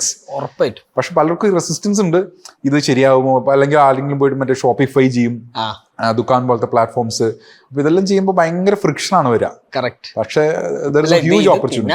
എല്ലാവർക്കും ചെയ്യണമുണ്ട്. പലരും പൈസ ഇട്ടിട്ടുണ്ട്, കാശ് പോയിട്ടുണ്ട്. ലക്ഷങ്ങൾ പോയവരുണ്ട്, കോടികൾ എത്തിയിട്ടില്ല, ലക്ഷങ്ങൾ പോയവരും 19 ലക്ഷം വരെ കളഞ്ഞവരൊക്കെ എനിക്കറിയാം. കാരണം ഇതിൻ്റെ അകത്ത് എനിക്ക് ഇഷ്ടപ്പെടാത്ത ഒരു കാര്യം നമ്മുടെ നാട്ടിൽ നടക്കുന്ന ഒരു സംഭവം എന്ന് വെച്ചാൽ കുറച്ച് കോൺട്രവേഴ്ഷ്യൽ ആയിരിക്കും, എന്നാലും ഞാൻ പറയാം. എന്താ വെച്ച് കഴിഞ്ഞാൽ ഇവിടെ നമ്മൾ ഈ സർവീസസ് എന്ന് പറഞ്ഞ് സെല് ചെയ്യുന്ന കാര്യങ്ങളുണ്ടല്ലോ, അതായത് ഇപ്പം കണ്ടന്റ് മാർക്കറ്റിംഗ് എന്നോ SEO എന്നോ ഡെവലപ്മെന്റ് എന്ന് പറഞ്ഞ് ചെയ്യുന്നത് പോലും അതിൽ നമ്മൾ കുറേ ഈ ആൾക്കാരെ ചൂഷണം ചെയ്യുന്ന ഒരു പരിപാടിയുണ്ട്. കാരണം ഈ ട്രഡീഷണൽ മാർക്കറ്റിംഗ് ട്രഡീഷണൽ ഇതിൽ നിന്ന് വരുന്നവർക്ക് ചിലപ്പോൾ അറിയണമെന്നുണ്ടാവില്ല എന്താണ് ഇതിൻ്റെ അകത്തുള്ളതെന്നൊക്കെ. അപ്പം നമ്മൾ വെറുതെ ഒരു 6 മാസം 12 മാസം ഓടിക്കാനുള്ള ഒരു സംഭവമായിട്ടാണ് ഇവരെ കാണുക. അപ്പൊ നമ്മൾ കുറച്ച് സാധനങ്ങളൊക്കെ ചെയ്തു കൊടുക്കും, റീറ്റെയിനറിൽ വെക്കും, 1 വർഷം കഴിയുമ്പോൾ ഇവർക്ക് മതിയാവും, പിന്നെ ഇവർ അടുത്ത ആളെടുത്ത് പോകും, അവിടും ഒരു 6 മാസം 12 മാസം ഓടിക്കും. റിസൾട്ട്സോ ROIയോ ഇവരുടെ ഗ്രീൻ പ്രോഫിറ്റബിലിറ്റി ഒന്നും ആരും നോക്കില്ല. അപ്പൊ ഇതൊരു നെഗറ്റീവ് സംഭവമാണ്. അപ്പൊ എന്താ പറ്റുന്ന വെച്ചാൽ ഇവർക്ക് തന്നെ മനസ്സിലാവും. എൻ്റെ അടുത്ത് പലരും വന്നിട്ട് പറഞ്ഞിട്ടുണ്ട്, SEO ഒക്കെ ചുമ്മാ വേസ്റ്റ് അല്ലേ ബ്രോ. ചാന്ത അങ്ങനെ പറഞ്ഞു, ഞാൻ ഇന്ന ആൾക്ക് ഇത്ര പൈസ കൊടുത്തു, ഇത്ര മാസമായി, ഒരു രക്ഷയില്ല, ഒരു അനക്കുമില്ല, പിന്നെ നിങ്ങൾ എന്താ ചെയ്തത്? പുള്ളി ടൈറ്റിൽ മാറ്റുന്നുണ്ട്, മറ്റേ ഡിസ്ക്രിപ്ഷൻ. ബോസ് അത് 2005-2008 തീർന്ന പരിപാടിയാണ് എന്ന് ഞാൻ പറയുന്നുണ്ട്. അപ്പോ ഇങ്ങനത്തെ ഒരു ചൂഷണം സൈഡിൽ നടക്കുന്നുണ്ട്. അപ്പൊ അങ്ങനെ ചെയ്യാതെ നമ്മൾ കുറച്ചും കൂടെ നമ്മുടെ കമ്മ്യൂണിറ്റീനെയൊക്കെ ഒന്ന് ഹാൻഡ് ഹോൾഡ് ചെയ്യാന്ന് നിങ്ങളിപ്പോ പറഞ്ഞ പോലത്തെ കാര്യങ്ങൾ ചെയ്യുകയാണെന്നുണ്ടെങ്കിൽ പൈസ ഒക്കെ വരുന്ന വഴി അറിയില്ല. ഇതെന്താ പറയാ, എല്ലാവരും അതായത് നിങ്ങൾ പറഞ്ഞ പോലെ തന്നെ നമുക്കൊരു 12 മാസം ഓടണം. അപ്പൊ ആർക്കെങ്കിലും എന്തെങ്കിലും ഒരു സർവീസ് വിൽക്കണം. സർവീസ് വിൽക്കുന്നു, 12 മാസം ഓടുന്നു, ചിലപ്പോൾ ഒരു AMC റിന്യൂ ആവും, 2 കൊല്ലം വരെ പോകുന്നു, ചേൺ ആവും. നേരെ മറിച്ച് അവർക്ക്, ഞാൻ എപ്പോഴും പറയാ, അവർക്ക് റവന്യൂ ഉണ്ടാക്കി കൊടുക്കുക, അവർക്ക് പ്രോഫിറ്റ് ഉണ്ടാക്കി കൊടുക്കുക. ഒരു കാലത്തും ചേൺ ആവില്ല. ഇപ്പോഴും ഞാൻ 5 കൊല്ലമായിട്ട് വർക്ക് ചെയ്യുന്ന ഏജൻസികൾ ഇപ്പോഴും എന്റെ കൂടെ വർക്ക് ചെയ്യും. മനസ്സിലായി. അത് because you are focused on the revenue. ബിസിനസിന്റെ സൈഡിൽ നിന്ന് ചിന്തിച്ചു കഴിഞ്ഞാൽ ദാറ്റ് ഇസ് വാട്ട് മാറ്റേഴ്സ്. ഇപ്പൊ എന്റെ ഒരു സ്വീറ്റ് ഫോർത്തെ എന്താണെന്ന് കൃത്യമായിട്ട് ചോദിച്ചു കഴിഞ്ഞാൽ ഞാൻ പറയും SEO അല്ലെങ്കിൽ മാർക്കറ്റിംഗ് ആണെന്ന് പറയും. അതിൽ ഏറ്റവും നമ്പർ 1 ആയിട്ട് നമ്മൾ ഫോക്കസ് ചെയ്യേണ്ടത് ഈ പറഞ്ഞ പോലെ ROI എന്ന് പറയുന്നതാണ്. നമുക്ക് പൈസ കിട്ടുമോ ഇല്ലെന്ന്, പെട്ടിയിൽ കാശ് വീഴുമെന്ന് പറയില്ലേ, അതാണ് മെയിൻ ആയിട്ടുള്ള സംഭവം. അത് പലരും അത് ഫോക്കസ് ചെയ്യാതെ നമുക്ക് റാങ്ക് കിട്ടും, ട്രാഫിക് കിട്ടും, ഓക്കെ അതൊക്കെ ശരി, നെക്സ്റ്റ് വാട്ട് എന്നുള്ളൊരു ക്വസ്റ്റ്യൻ ഉണ്ട്. അല്ല, സ്വന്തം ROI നോക്കുന്നുണ്ട്, പക്ഷേ ക്ലയന്റിന്റെ ROI നോക്കില്ല. അവിടെയാണ് ഇഷ്യൂ. നമ്മുടെ ബിസിനസിനെ പോലെ കണ്ടാൽ മതി. കറക്റ്റ്, അത്രേ ഉള്ളൂ. Means this is my business, എന്റെ ബിസിനസ് ഞാൻ എന്ത് ചെയ്യും, പ്രോഫിറ്റ് എനിക്ക് വേണം. ഞാൻ പറഞ്ഞു വന്നത് വെച്ചാൽ ഇ-കോമിന്റെ അകത്ത് you have a great opportunity ahead of you. All these businesses who needs hand holding, അത് ചെയ്ത് കഴിഞ്ഞാൽ ഐ തിങ്ക് ആസ് എ ചലഞ്ചോ അല്ലെങ്കിൽ പ്രൊഡക്റ്റോ നിങ്ങൾ ലോഞ്ച് ചെയ്താൽ സെറ്റ് ആയിരിക്കും. സെറ്റ് ആക്കണം. ബേസിക്കലി അതാണ് ഇതിന്റെ മൊത്തം ഐഡിയ. അതായത് you have the money, you have the product, what are you waiting for? അപ്പൊ അവര് ടെക്നിക്കലി ചലഞ്ച്ഡ് ആണ്. ഇത് ഭയങ്കര ടഫാണ്, അത് നമ്മളെ കൊണ്ട് കൂട്ടിയാൽ കൂടില്ല, അത് ഞങ്ങൾ കൂട്ടിത്തരാം. എനിവേസ്, അപ്പൊ കമ്മിങ് ബാക്ക് ടു ഇന്ത്യ. ഇപ്പൊ ഞാൻ ഈ വേറൊരു ചോദ്യം നോർമലി വരാറ്, ഞാൻ എന്ത് ചെയ്യും നാട്ടിൽ വന്നിട്ട്? അപ്പൊ ആ ഒരു ഇതിന് means have you encountered such questions before? Absolutely, from day one. കാരണം എല്ലാവർക്കും ഇപ്പൊ എനിക്ക് സ്വന്തമായിട്ട് സ്കിൽസ് ഉള്ളതുകൊണ്ടോ അല്ലെങ്കിൽ എനിക്ക് സ്വന്തമായിട്ട് റവന്യൂ ജനറേഷൻ ഓപ്ഷൻ ഉള്ളതുകൊണ്ട് ഇറ്റ് ഇസ് കുറച്ചും കൂടി ബെറ്റർ ആയിട്ടുള്ള ഓപ്ഷൻ ആണ്, ഈസിയർ ഓപ്ഷൻ എന്ന് പറയുന്നത്. എല്ലാവർക്കും അങ്ങനെ ആയിരിക്കണം എന്നില്ല. ഇപ്പൊ ഒരാൾ ചിലപ്പോൾ അവിടെ ഒരു കമ്പനിയിൽ IBM-ലോ ഗൂഗിളിലോ ഒക്കെ വർക്ക് ചെയ്യുന്നവരായിരിക്കും. അവരൊരു സുപ്രഭാതത്തിൽ അവിടെ നിന്ന് ഇട്ട് വന്നു കഴിഞ്ഞാൽ കുറെ പ്രശ്നങ്ങളുണ്ട്. അപ്പോൾ പ്രശ്നങ്ങളുണ്ടോ എന്ന് ചോദിച്ചാൽ ഡെഫിനറ്റ്ലി ഉണ്ട്. പക്ഷേ അതിൽ ചില കോംപ്രമൈസസും ഉണ്ട്. ചിലപ്പോൾ അവിടെ നിങ്ങളൊരു $100,000 പെർ ഇയർ ഏൺ ചെയ്യുന്ന ഒരാളാണെന്നുണ്ടെങ്കിൽ ഇവിടെ വന്നു കഴിഞ്ഞാൽ ഓപ്പർച്യൂണിറ്റീസ് ഉണ്ട്. പക്ഷെ ചിലപ്പോൾ നിങ്ങൾക്ക് ഒരു 50,000 60,000 ചിലപ്പോൾ ഏൺ ചെയ്യാൻ പറ്റിയെന്ന് വരുള്ളൂ ഇന്ത്യൻ പേ സ്കെയിൽ വെച്ചിട്ട്. അപ്പൊ പ്രശ്നങ്ങളുണ്ട്. പക്ഷെ എന്നാലും ഓപ്പർച്യൂണിറ്റീസ് ആർ ഫാർ ബെറ്റർ. അതാണ് ഞാൻ ഫോക്കസ് ചെയ്യുന്നത്. അപ്പോൾ we make it easier for them to come here. As in നിങ്ങൾക്ക് എന്താണ് നിങ്ങളുടെ മേഖല, അല്ലെങ്കിൽ ഏത് സിറ്റിയിലാണ് നിങ്ങൾക്ക് വരേണ്ടത്, അല്ലെങ്കിൽ ഏത് റീജിയനിൽ ഏത് സെഗ്മെന്റിലാണ് നിങ്ങൾക്ക് ടാർഗറ്റ് ചെയ്യേണ്ടത് എന്നൊക്കെ പറഞ്ഞു കഴിഞ്ഞാൽ നമ്മുടെ വോളണ്ടിയേഴ്സ് നിങ്ങളെ ഹെൽപ്പ് ചെയ്യും. ഇപ്പൊ ബാംഗ്ലൂർ ആണെന്നുണ്ടെങ്കിൽ അവിടെ ഓപ്പർച്യൂണിറ്റീസ് കണ്ടുപിടിച്ച് തരാനായിട്ട്, റിക്രൂട്ടേഴ്സായിട്ട് കണക്ട് ചെയ്യാനായിട്ട് ഒക്കെ ഹെൽപ്പ് ചെയ്യും. അങ്ങനെ വന്നവരാണ് കൂടുതലുള്ളത്. പക്ഷെ വന്നവരിൽ കൂടുതലും അവർക്കറിയാം ചില കോംപ്രമൈസസ് നമ്മൾ ചെയ്യേണ്ടി വരും. പക്ഷെ അതിന് നമുക്ക് മറ്റുള്ള ഒരു പ്രൈസ് നമ്മൾ പേ ചെയ്യുന്നതോ അല്ലെങ്കിൽ നമുക്ക് കിട്ടുന്ന ബെനിഫിറ്റോ എന്ന് പറയുന്നത് you can be closer to your family, അല്ലെങ്കിൽ മറ്റ് ബെനിഫിറ്റ്സ് അതും ഉണ്ട് അതിന്റെ കൂട്ടത്തില്. അപ്പോ അപ്പോഴേ നമ്മളിത് വല്ലാതെ ടെക്കാക്കുന്നുണ്ട്, നമ്മൾ രണ്ടുപേരും നമുക്കൊരു സാധാരണക്കാരൻ ഗൾഫിൽ പണിയെടുക്കുകയാണ്. അവർക്ക് എങ്ങനെ നാട്ടിലേക്ക്, അവർക്കൊരു ജോലി വേണമല്ലോ, നാട്ടിലെത്തുമ്പോൾ എന്തായാലും ജോലി വേണം. സോ ഹൗ ക്യാൻ ദേ അവിടെ നിന്നുകൊണ്ട് തന്നെ അവർക്ക് ഇവിടെ എന്തെങ്കിലും സെറ്റ് ചെയ്യാൻ കഴിയുമോ? അതിനെന്താ വഴി? പിന്നെന്താ, അതാ ഞാൻ പറഞ്ഞത്, നമുക്ക് ഇവിടെ ഇഷ്ടം പോലെ ഓപ്പർച്യൂണിറ്റീസ് ഉണ്ട്. നമുക്ക് അതിനൊരു വില്ലിങ്നെസ് മതി. പിന്നെ ഇതിൻ്റെ അത് വേറെ കുറെ കാര്യങ്ങളുണ്ട്. നമ്മളിപ്പം കേരളത്തിലാണെന്നുണ്ടെങ്കിൽ പൊളിറ്റിക്കൽ പ്രഷർ ഉണ്ടെന്നോ അല്ലെങ്കിൽ അങ്ങനത്തെ ഇഷ്യൂസ് ഒക്കെ ഉണ്ടെന്നുള്ളതെല്ലാം ഓക്കെ, അതവിടെ ഇരിക്കട്ടെ. ഓക്കെ, ഡിഫറൻസസ് ബിറ്റ്വീൻ സ്റ്റേറ്റ്സ് ഒക്കെ ഉണ്ട്, അതിലൂടെ നമ്മൾ പോകണ്ടെന്ന് വയ്ക്കാം. അല്ലാതെ കണ്ട് നമുക്കൊരു വില്ലിങ്നെസ് ഉണ്ടെന്നുണ്ടെങ്കിൽ നമുക്ക് ഇഷ്ടം പോലെ കാര്യങ്ങൾ ചെയ്യാനുണ്ട്. ഫോർ എക്സാമ്പിൾ പറയുകയാണെന്നുണ്ടെങ്കിൽ ഇപ്പോൾ നിങ്ങൾ എന്തെങ്കിലും ഒരു പർട്ടിക്കുലർ, ഞാൻ പറയാം ഇപ്പം കോവിഡിന് ശേഷം ഇഷ്ടംപോലെ വീട്ടിലിരുന്ന് ബേക്ക് ചെയ്യുന്ന സ്ത്രീകൾ അല്ലെ, കേക്ക് ഉണ്ടാക്കുന്ന ആൾക്കാരുണ്ടായിരുന്നു. അപ്പൊ നമ്മളിപ്പോ ദുക്കാനിൽ തന്നെ പഠിച്ചത് അതാണ്. എത്രയോ ആൾക്കാരാണെന്ന് പറയും വീട്ടിലിരുന്ന് പൈസ ഉണ്ടാക്കുന്നത്, നല്ല രീതിയിലുള്ള പൈസ, ടോക്കിംഗ് അബൌട്ട് ലൈക്ക് ലാക്സ് ഒരു മാസം എന്ന് പറയുന്നത്. ഇത് പണ്ട് ഇല്ലാത്തൊരു എക്കോണമിയാണ്. അപ്പൊ നമുക്കൊരു ആ വില്ലിങ്നെസ് ഉണ്ട്. അപ്പൊ ഒന്നെങ്കിലും നിങ്ങൾ ചെയ്യുന്ന വർക്ക് തന്നെ, അല്ല വേറെ എന്തെങ്കിലും നിങ്ങൾ പർട്ടിക്കുലർ സാധനം നാട്ടിൽ കണ്ടുപിടിച്ചിട്ട് ചെയ്യാനാണെന്നുണ്ടെങ്കിൽ തന്നെ നമ്മൾ ഈ പുതുതായിട്ടുള്ള ഈ കൊമേഴ്സോ അല്ലെങ്കിൽ അതുപോലത്തെ ഈ സംഭവങ്ങൾ ഉപയോഗിച്ച് കഴിഞ്ഞാൽ ചെയ്യാനായിട്ട് കുറേ ഓപ്പർച്യൂണിറ്റീസ് ഉണ്ട്. അത് തന്നെ നിങ്ങൾ ആദ്യമേ ചെയ്യണം എന്നില്ല. ചെയ്യുന്നതിന് മുന്നേ തന്നെ നമുക്കിപ്പോൾ കണ്ടന്റ് ആയാലും ശരി, ഇൻസ്റ്റാഗ്രാമോ സോഷ്യൽ മീഡിയ ഉപയോഗിച്ച് കഴിഞ്ഞാൽ നിങ്ങൾക്ക് ഒരു പൈലറ്റ് ടെസ്റ്റ് നടത്തി ഇത് ക്ലിക്ക് ആവോ ഇല്ലയോ എന്നുള്ള ഒരു സംഭവം വേണമെങ്കിൽ ട്രൈ ചെയ്യാം. കാരണം എത്ര പേരുണ്ട് പ്രൊഡക്റ്റ് പോലും ഇല്ലാതെ മാർക്കറ്റ് ചെയ്യുന്ന ആൾക്കാരുണ്ട്. ആർക്കും പ്രൊഡക്റ്റ് ഇല്ല. ഒരു ഇൻസ്റ്റാഗ്രാമിൽ ഒരു ആഡ് കൊടുക്കുക, കുറച്ച് പൈസ ഇടുക, അതിൽ നിന്ന് കുറച്ച് ഇൻട്രസ്റ്റ് വരട്ടെ ആൾക്കാർ, എന്നിട്ട് നമ്മൾ പ്രൊഡക്റ്റ് ഉണ്ടാക്കിയാൽ മതി. ആ ഒരു പോസിബിലിറ്റി ഇപ്പോൾ ഉണ്ട്. പണ്ട് അങ്ങനെയല്ല. പണ്ട് ഇവിടെ വന്നിട്ട് നമ്മൾ ഓഫീസസിൽ കയറി ഇറങ്ങണം, ലൈസൻസ് എടുക്കണം, അതെടുക്കണം, ഇതെടുക്കണം, എന്നിട്ടേ നമ്മൾ റിസ്ക് എടുത്തിട്ട് ചെയ്യാൻ പറ്റുള്ളൂ. പിന്നെ അത് ഫ്ലോപ്പ് ആയി കഴിഞ്ഞാൽ അത്രയും പൈസ ഇൻവെസ്റ്റ് ആവും, ടൈം ഇൻവെസ്റ്റ് ആവും, അല്ല ഇൻവെസ്റ്റ് ചെയ്ത് വേസ്റ്റ് ആവും. അപ്പൊ അങ്ങനെ ചെയ്യാതെ നമുക്ക് ഇപ്പോൾ കുറച്ചും കൂടെ ബെറ്റർ ആയിട്ട് ചെയ്യാനുള്ള ഓപ്ഷൻസ് ഉണ്ട്. അത് യൂസ് ചെയ്യാന്നുള്ളതാണ് ഞാൻ പറയാം. ഞാനൊരു എക്സാമ്പിൾ പറയാം. നമ്മൾ ആയിരിക്കും ബാക്ക് ടു ഇന്ത്യ എന്ന് പറയുമ്പോഴേക്കും എല്ലാം ടെക്നിക്കൽ ആയിട്ടുള്ള ആൾക്കാരാണ് വരുന്നത്, കോഡേഴ്സും കാര്യങ്ങളൊക്കെ. എന്നാൽ അങ്ങനെയല്ല. ഏറ്റവും എക്സാമ്പിൾ ഞാൻ പറയാം. രുചിത് ഗാർഗ് എന്ന് പറഞ്ഞിട്ട് ഒരാളുണ്ട്, ഹരിയാന ബേസ്ഡ് ആണ്. പുള്ളി മൈക്രോസോഫ്റ്റിന്റെ നമ്മുടെ 360 ഗെയിം കൺസോളിന്റെ ലീഡ് എഞ്ചിനീയർ ആയിരുന്നു പുള്ളി. പുള്ളി നാട്ടിൽ ഇപ്പോൾ വന്നിട്ട് HF എന്ന് പറഞ്ഞിട്ടൊരു നെറ്റ്വർക്ക് ചെയ്യുന്നുണ്ട്. ഐ തിങ്ക് ഇറ്റ്സ് കോൾഡ് എച്ചിന്റെ കൃത്യം പേര് എനിക്കല്ല, ഫാമേഴ്സ് നെറ്റ്വർക്ക് എന്നാണ് HF എന്ന് പറയുന്നത്. പുള്ളി അപ്പോൾ ഹരിയാനയിൽ പുള്ളിയുടെ ഫോർ ഫാദേഴ്സ് ഫാമേഴ്സ് ആയിരുന്നു. പുള്ളി പക്ഷെ കോഡറായി. പുള്ളി MIT എന്നൊക്കെ പഠിച്ചിറങ്ങി ഭയങ്കര ടോപ്പറൊക്കെ ആയിരുന്നു. കുറെ നാൾ മൈക്രോസോഫ്റ്റിൽ വർക്ക് ചെയ്തു, റെഡ്മണ്ടിലോ മറ്റായിരുന്നു. അത് കഴിഞ്ഞ് തിരിച്ചു വന്നപ്പോൾ പുള്ളിക്ക് ഫാർമർ ആവണം എന്നാണ് ആഗ്രഹം. പുള്ളി ഓർഗാനിക് ഫാമിങ്ങിലോട്ട് അങ്ങോട്ട് ഇറങ്ങുകയാണ് നാട്ടിൽ വന്നിട്ട്. പുള്ളിയുടെ അജണ്ട എന്ന് പറയുന്നത് ഒരു ലോറി സമരമൊക്കെ ഉണ്ടായിരുന്നല്ലോ പഞ്ചാബിൽ, ഓർമ്മയുണ്ടല്ലോ. അതിൽ പുള്ളി പറഞ്ഞതെന്ന് വെച്ചാൽ അതിൽ മിഡിൽമെൻ ആണ് ഈ പ്രശ്നം ഉണ്ടാക്കുന്നത്. ശരിക്കുള്ള ഫാമേഴ്സിന് പൈസ കിട്ടുന്നില്ല. കാരണം അവിടെ ഈ മന്തി എന്ന് പറഞ്ഞൊരു കോൺസെപ്റ്റ് ഉണ്ട്, ലോക്കൽ മാർക്കറ്റ് എന്ന് പറയാം. ഇവരാണ് പൈസ നമ്മുടെ ചന്ത പോലെ തന്നെ, നാട്ടു ചന്ത എന്നൊക്കെ വേണമെങ്കിൽ പറയാം. അപ്പൊ അവിടെ ഇവർക്കാണ് പൈസ കൂടുതൽ കിട്ടുക, ഈ മിഡിൽമെന്. ഇവരാണ് ഇത് കൺട്രോളും ചെയ്യുന്നത്. ഒറിജിനൽ ഫാർമറിന് ശരിക്കും പൈസ കിട്ടുന്നില്ല. അയാൾ കൊടുക്കുന്ന പ്രൊഡ്യൂസിന് അത്രേ പൈസ കിട്ടുന്നുള്ളൂ. മാർജിൻ മൊത്തം മിഡിൽമെൻ ആണ്. ഇത് ഒഴിവാക്കാനായിട്ടാണ് ഈ HFN നെറ്റ്വർക്ക് പുള്ളി ഉണ്ടാക്കിയത്. അപ്പൊ എന്ന് വെച്ചാൽ ഡയറക്റ്റ് ഫാർമറിൽ നിന്ന് ഫൈനൽ കസ്റ്റമറിലേക്ക് ഡയറക്റ്റ് ഇവര് ചെയ്യുവാണ് ചെയ്യുക. അപ്പൊ enabling the farmers to sell directly. ഇവർ പോലും അതിൽ മിഡിൽമെൻ ആയിട്ട് നിൽക്കുന്നില്ല. He was hugely successful now. ഇപ്പൊ നിങ്ങൾ നോക്കിക്കഴിഞ്ഞാൽ he is doing amazingly well. He has lot of funding കിട്ടിയിട്ടുണ്ട്. ഇപ്പം 4 വർഷം കൊണ്ടായി. രുചിത് ഗാർഗ് എന്നാണ് പുള്ളിയുടെ പേര്. അപ്പൊ ഇങ്ങനത്തെ സ്റ്റോറീസ് ഉണ്ട്. ഒരാൾ പൂനെയിലോ മറ്റോ പോയിട്ട് ഓർഗാനിക് ഫാമിംഗ് തന്നെ തുടങ്ങി. പുള്ളി കോഡറായിരുന്നു. പുള്ളി പറഞ്ഞത് breaking keywords all my life, so let me go plough with soil എന്നാണ് പുള്ളി പറയുന്നത്. അല്ല, ഇതിന്റെ അകത്ത് ഒരു ഫാക്ടർ ഉള്ളത് നിങ്ങൾ പറയുന്നതൊക്കെ HNIs, അതായത് കുറച്ചൊരു പൈസ ഉണ്ടാക്കിയവർ, അല്ലെങ്കിൽ ദേ നോ ഹൗ ടു. പക്ഷെ ഒരു കുറച്ചും കൂടി എന്താ പറയുക, ഒരു ഷോപ്പിൽ വർക്ക് ചെയ്യുന്ന ആള് അങ്ങനത്തെ ഒരു റേഞ്ചിലേക്ക് വരുമ്പോ എങ്ങനെ അവർക്ക് നാട്ടിലേക്ക് ഷിഫ്റ്റ് ചെയ്യാം? ചലഞ്ചാണ്. പക്ഷെ എനിക്ക് തോന്നുന്നു ഒരു കാര്യം എന്ന് വെച്ചാൽ കുറച്ചും കൂടി പെട്ടെന്ന് അവർക്ക് ഷിഫ്റ്റ് ചെയ്യാൻ കഴിയും. കാരണം അത്ര വലിയ ഒരു റെസിസ്റ്റൻസ് അവർക്കില്ല, അല്ലെങ്കിൽ അവർക്കൊരു ബാഗേജ് ഇല്ല. അപ്പൊ അവർക്ക് പെട്ടെന്ന് മാറാൻ കഴിയും. പക്ഷെ ഞാൻ അങ്ങനെ ഒത്തിരി വെറുതെ ബ്ലൈൻഡ് ആയിട്ട് മാറാനായിട്ട് ഞാൻ റെക്കമെൻഡ് ചെയ്യില്ല. കാരണം നമ്മളൊരു കാൽക്കുലേറ്റഡ് റിസ്ക് എടുത്തിട്ട് വേണം. റിസ്ക് ഉണ്ട്, പക്ഷെ ഒരു കാൽക്കുലേറ്റഡ് റിസ്ക് ആയിരിക്കണം. അതായത് നമുക്ക് അഥവാ എന്തെങ്കിലും പ്രശ്നം ഉണ്ടെങ്കിൽ തിരിച്ചു പോവുകയോ അല്ലെങ്കിൽ നാട്ടിൽ തന്നെ ഒരു ബിസിനസ് തുടങ്ങുകയോ അങ്ങനെയൊക്കെ ഒരു പ്ലാൻ ഉണ്ടെന്നുണ്ടെങ്കിലാണ് നല്ലത്. അത് ഞാൻ നേരത്തെ പറഞ്ഞ പോലെ സോഷ്യൽ മീഡിയ ഉപയോഗിക്കുക. നിങ്ങൾക്ക് എന്തെങ്കിലും ഐഡിയാസ് ഉണ്ടെങ്കിൽ അത് ടെസ്റ്റ് ഔട്ട് ചെയ്യുക, അല്ലെങ്കിൽ എന്തെങ്കിലും ഇ-കൊമേഴ്സിൽ തുടങ്ങുക. ഇങ്ങനെ കുറെ ഓപ്പർച്യൂണിറ്റീസ് ഉണ്ട്. ഇതൊക്കെ ഒരു എക്സാമ്പിൾ ആണ്. അല്ലെന്നുണ്ടെങ്കിൽ ഒരു റെഗുലർ റെസ്റ്റോറന്റ് പോലും തുടങ്ങാനുള്ള ഇപ്പൊ ഇഷ്ടംപോലെ ഓപ്പർച്യൂണിറ്റി. എത്ര റെസ്റ്റോറന്റ് ആണ് നമ്മുടെ നാട്ടിലുള്ളത്, ചെറിയ ഇപ്പം ഞാൻ തന്നെ ഇപ്പൊ പഠിച്ചുകൊണ്ടിരിക്കുന്ന എയ്മർ ബിസിനസ് സ്കൂളിൽ പോലും കുറെ കുട്ടികൾക്കുണ്ട് ഇതേപോലെ ചെറിയ നമ്മുടെ ഈ കൈപ്പോള അങ്ങനത്തെ നാട്ടിലെ വിഭവങ്ങൾ, സാധനങ്ങൾ എടുത്തിട്ട് ഇതാക്കുക, അല്ലെങ്കിൽ ജ്യൂസ് ഉണ്ടാക്കല്.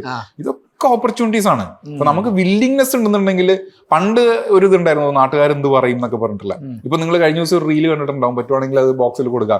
ഒരു പെൺകുട്ടി നമ്മുടെ MG റോഡിൽ നിന്നിട്ട് രാത്രി ഇത് വിൽക്കുന്നത്, മറ്റേ തട്ടുകട ആക്കിയിട്ട് വെക്കുന്നത്. വൈകുന്നേരം തുടങ്ങും, രാത്രി പൂട്ടുന്നത്. അപ്പൊ ഇതെല്ലാം ആൾക്കാർക്ക് ഒരു ഓൺടർപ്രണർഷിപ്പ് വൈബ് ഓൾറെഡി ഇപ്പൊ വന്നിട്ടുണ്ട് എന്നുള്ളതാണ് ഞാൻ മനസ്സിലാക്കിയിട്ടുള്ളത്. നമുക്ക് പൈസ ഉണ്ടാക്കാനുള്ള ഓപ്പർച്യൂണിറ്റീസ് ഉണ്ട്. പിന്നെ സോഷ്യൽ മീഡിയയിൽ ഇമ്മൻസ് പൊട്ടൻഷ്യൽ ആണ്. ഒരു വീഡിയോ ആയിരിക്കും നിങ്ങളുടെ ഫെയ്റ്റ് ഡിസൈഡ് ചെയ്യുന്നത്. കറക്റ്റ്. അത് പറഞ്ഞപ്പോ ഞാൻ ഇങ്ങനെ ആലോചിക്കായിരുന്നു, ഒരു സാധാരണ ഞാൻ ഇപ്പൊ എന്റെ മനസ്സിൽ വന്നത് ഒരു കുക്കാ. പക്ഷെ ഒരു മലയാളം പഴയ പാട്ടിട്ടിട്ട് ഒരു ചെക്കൻ ചെയ്യണ്ടല്ലോ UK-ലെങ്ങാനും ഷെഫിന് പഠിക്കുന്ന, ഇത്രേ ഉള്ളൂ. അവന് എമ്മാരി പോപ്പുലറാണ്. അപ്പൊ അങ്ങനത്തെ ഇപ്പൊ നിങ്ങളൊരു കുക്കാണ്, നിങ്ങള് പിന്നെ ഏതെങ്കിലും കഫ്റ്റീരിയയിൽ, ദുബായിൽ ഏതെങ്കിലും കഫ്റ്റീരിയയിൽ വർക്ക് ചെയ്യുക, നിങ്ങൾ എന്താണോ ഉണ്ടാക്കണത് ആ സാധനത്തിന് വീഡിയോ എടുത്തിട്ട് എന്തെങ്കിലും ഒരു ട്വിസ്റ്റ് കൊടുക്കുക, എന്തെങ്കിലും ഒരു യുണീക്നെസ് കൊടുക്കുക, and continue doing videos every single day. ചിലപ്പോ അതായിരിക്കല്ല അതാണ് അങ്ങനെ നാട്ടിലേക്കുള്ള ഷിഫ്റ്റിന്. എക്സാക്ട്ലി. കാരണം നമുക്ക് അപ്പൊ ഗേജ് ചെയ്യാൻ കഴിയും നമുക്ക് എന്തുമാത്രം റീച്ച് കിട്ടുന്നുള്ളത്. കറക്റ്റ്. അതിന്റെ ഒരു ടെസ്റ്റ് ഡോസ് പോലെ നമുക്ക് കിട്ടും. ഇപ്പൊ നമ്മുടെ US മറ്റേ മറ്റേ ഒരു ഹക്ക് ടു ഗേൾ എന്ന് പറഞ്ഞിട്ടൊരു ഗേൾ ഉണ്ട്. ഏതോ ഒരു ഇന്റർവ്യൂവിന്റെ ഇടയ്ക്ക് അവരോട് ഇങ്ങനെ ഒരു ക്വസ്റ്റ്യൻ ചോദിക്കും. അപ്പൊ അവര് ഒരു ഇൻഅപ്രോപ്രിയേറ്റ് വേർഡ് ആണത്. അപ്പൊ അവരിങ്ങനെ തുപ്പുന്ന ഒരു സീനാണ് ഹക്ക് ടു എന്ന് പറഞ്ഞിട്ട്. But she got very viral because of the way she said it. Viral as in hugely viral. പിന്നെ next thing she's on news ചാനൽസിലും അവിടെ ഇവിടെ ഇന്റർവ്യൂവും കാര്യങ്ങളൊക്കെ വന്നു. She even launched her own bitcoin. പിന്നെ അതിന് കുറച്ച് ലീഗൽ ഇഷ്യൂസ് ഒക്കെ വന്ന് പൂട്ടിപ്പോയി. Huge valuation. അപ്പൊ ഒരാഴ്ച മതി നിങ്ങളുടെ ലൈഫ് മാറി പറയാനായിട്ട്. ഒന്നുമില്ല, ഹി വാസ് എ ലേബറർ. മൂപ്പര് ഇങ്ങനെ കാണിച്ചു, അത് ഹിറ്റായി. ഇപ്പൊ നാട്ടുകാർക്ക് മൊത്തം മൂപ്പര് കൂടെ ഫോട്ടോ എടുക്കണം. $1 million ഒക്കെയാണ് പിന്നെ എൻഡോഴ്സ്മെന്റിന് ചാർജ് ചെയ്യുന്നത്. സോ നിങ്ങൾ പറഞ്ഞ പോലെ ആ വില്ലിങ്നെസ് അത്രേ ഉള്ളൂ.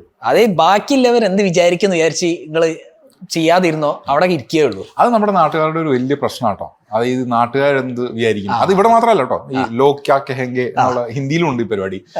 ഇതൊരു വലിയ പ്രശ്നമാണ്. കാരണം നമ്മുടെ ഈ സൊസൈറ്റി എന്ന് പറയുന്ന ഒരു ജഡ്ജ്മെന്റൽ സൊസൈറ്റിയാണ്. നിങ്ങൾ എന്തൊക്കെ തന്നെ പോളിഷ് ചെയ്ത് പറഞ്ഞാലും at the end of the day നിങ്ങൾ വീട്ടിൽ വരുമ്പോൾ നിങ്ങളുടെ അമ്മാവനോ അമ്മായിയോ ആരെങ്കിലും ഒക്കെ ഉണ്ടോ എന്താ ചെയ്യുന്നത്, എന്ത് നിങ്ങൾ ഡിഗ്രി നിങ്ങൾ പഠിച്ചുകൊണ്ടിരിക്കുമ്പോ വരെ തുടങ്ങൂലേ അടുത്തെന്താ പരിപാടി, കല്യാണം കഴിഞ്ഞാൽ ഇനി കുട്ടികളെപ്പോഴാ, കുട്ടികളായി കഴിഞ്ഞാൽ ഇനി എന്താ പരിപാടി, അവനെ സ്കൂളിലാക്കട്ടെ, കെട്ടിച്ചു കൊടുക്കണ്ടേ. ഇതൊരു ചെയിൻ ആയിട്ട് ഇങ്ങനെ ഈ pain from generations is passed on എന്നാണ് പറയുന്നത്. കാരണം അവര് പറയാൻ കാരണം അവർക്ക് ഇതിങ്ങനെ വന്നുകൊണ്ടിരിക്കുക. പക്ഷെ ഇപ്പൊ അതിന് ചെറിയ മാറ്റങ്ങൾ വന്നിട്ടുണ്ട്. ഐ തിങ്ക് എനിക്ക് തോന്നുന്നു ബ്രേക്ക് ചെയ്യാൻ ശ്രമിക്കണം എന്നാ ഞാൻ പറയുന്നത്. കാരണം ഇത് എത്ര നാള് പോകുന്നത്, വൈ ഡു യു കെയർ അല്ലെ? എനിക്കൊരു തട്ടുകട ഉണ്ടാക്കണം, എന്റെ പാഷൻ ഒരു കുക്ക് ആവലാണ് അല്ലെങ്കിൽ ഷെഫ് ആവലാണ് അല്ലെങ്കിൽ ഇതാണെന്ന് വെച്ചാൽ അത് ഞാൻ ചെയ്യട്ടെ, എന്റെ ഫ്രീഡം ആണത്. നിങ്ങൾ എന്തിനാ അതിന്റെ അടുത്തൊന്നും തലയിടുന്നത്? നിങ്ങൾ നിങ്ങളുടെ കാര്യം നോക്കും. ഈ ഒരു മെന്റാലിറ്റിയിലോട്ട് നമ്മുടെ നാട്ടുകാർ വരണം. അതൊരു വലിയ പ്രശ്നമാണ്.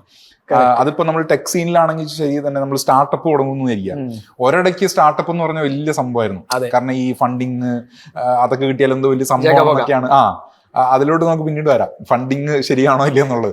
അപ്പോൾ ഇത് കിട്ടിയ വലിയ സംഭവമാണെന്നുള്ളൊരു അൺഡ്യൂ സെക്സിനെസ് സ്റ്റാർട്ടപ്സിന് ഉണ്ടായിരുന്നു.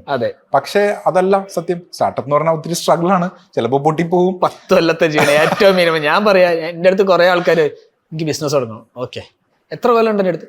അല്ല ഒരു 2 കൊല്ലമൊക്കെ എനിക്ക് പ്രശ്നമല്ല. എന്നാ മോനെ 10 കൊല്ലം കണ്ടോ. അപ്പൊ 10 കൊല്ലം ഇയാൾ എന്ത് വിടലാണ് മനുഷ്യാന്ന് അറിയും. പക്ഷെ ആക്ച്വലി അതാണ് you cannot make something in 1 or 2 years. Maybe തുക്കടിച്ച് കേറുകയെന്നൊക്കെ പറയും. അങ്ങനെ കിട്ടിയാ കിട്ടി. പക്ഷെ ശരിക്ക് 99% ആൾക്കാരും മറ്റെന്താ പറയാ അല്ല. അതിൽ എനിക്ക് നമ്മുടെ നാട്ടുകാരോട് പറയാനുള്ളതെന്ന് വെച്ച് കഴിഞ്ഞാൽ നമ്മള് എല്ലാവർക്കും ഫെയിൽ ആവാനുള്ള ചാൻസ് കൊടുക്കുക, അതിനുള്ള ഒരു ലക്ഷറി കൊടുക്കുക എന്നുള്ളതാണ്. ഇപ്പൊ ഞാൻ US പോയപ്പോഴും ഇവിടെ വന്നപ്പോൾ ഒരു ഡിഫറൻസ് ഞാൻ മനസ്സിലാക്കിയത് ഈ ആക്സെന്റിലോ നിങ്ങളുടെ എറ്റിക്കറ്റിലോ ഒന്നുമല്ല, ആൾക്കാർക്ക് അങ്ങോട്ടും ഇങ്ങോട്ടുള്ള ഒരു റെസ്പെക്ട് എന്ന് പറഞ്ഞൊരു സാധനമുണ്ട്. അത് എന്ന് പറഞ്ഞാൽ നിങ്ങളൊരു ഒരു ഒരു ഇത് തുടങ്ങി, ഒരു സ്റ്റാർട്ടപ്പ് തുടങ്ങി, അത് ഫെയിലായി, എത്ര തന്നെ സ്റ്റുപ്പിഡ് ഐഡിയ ആയിക്കോട്ടെ, ഫെയിൽ ചെയ്ത് കഴിഞ്ഞാൽ നിങ്ങൾ ആരും ജഡ്ജ് ചെയ്യാൻ പോകുന്നില്ല. ഇൻഫാക്ട് നിങ്ങൾ ഫെയിൽ ആയി കഴിഞ്ഞാൽ നിങ്ങളുടെ അടുത്ത് നിന്ന് പഠിക്കാനുണ്ട് കുറെ കാര്യങ്ങൾ, എന്ത് ചെയ്തുകൂടാ എന്നുള്ളത്. അതൊരു വാല്യൂ. ഈ ഒരു വാല്യൂ അക്സെപ്റ്റ് ചെയ്യാനുള്ള ഒരു മൈൻഡ് സെറ്റ് ഉണ്ടെന്നുണ്ടെങ്കിൽ നമുക്ക് ഇവിടെ ഇഷ്ടം പോലെ ഓൺടർപ്രണേഴ്സ് ഉണ്ടാവും. നമ്മൾ കേരളത്തിൽ നിന്ന് എത്ര വലിയ യൂസുഫ് അലി സാഹിബ്, പിന്നെ കല്യാണ്, ഇവരെ തൃശ്ശൂർ ഭാഗത്ത് നിന്ന് തന്നെ എത്ര പേരുണ്ട്, ഇവിടെ നിന്ന് മലപ്പുറം കോഴിക്കോട് ഭാഗത്തുനിന്നുണ്ട്. ഇവരൊക്കെ എങ്ങനെ സക്സസ്ഫുൾ ആയത്? ദേ ഡിഡ്ന്റ് കെയർ അബൌട്ട് അതേഴ്സ്. അവരുടെ ഒരു take the world in your stride എന്ന് പറഞ്ഞ ഒരു രീതിയിൽ പോവുക ചെയ്തേ. അപ്പൊ ഈ ആൾക്കാർക്ക് ട്രൈ ചെയ്ത് ഫെയിൽ ചെയ്യാനുള്ള ഒരു എൻവയൺമെന്റ് നമ്മൾ ഇവിടെ ഉണ്ടാക്കി കൊടുത്തു കഴിഞ്ഞാലുണ്ടല്ലോ, അതാണ് ഏറ്റവും വലിയത്. അല്ലാതെ നമ്മൾ ഈ കണ്ട AC റൂമിൽ ഇരുന്നിട്ടുള്ള സിമ്പോസിയംസോ സെമിനാറോ ഇട്ടിട്ടൊന്നും ഒരു കാര്യമില്ല.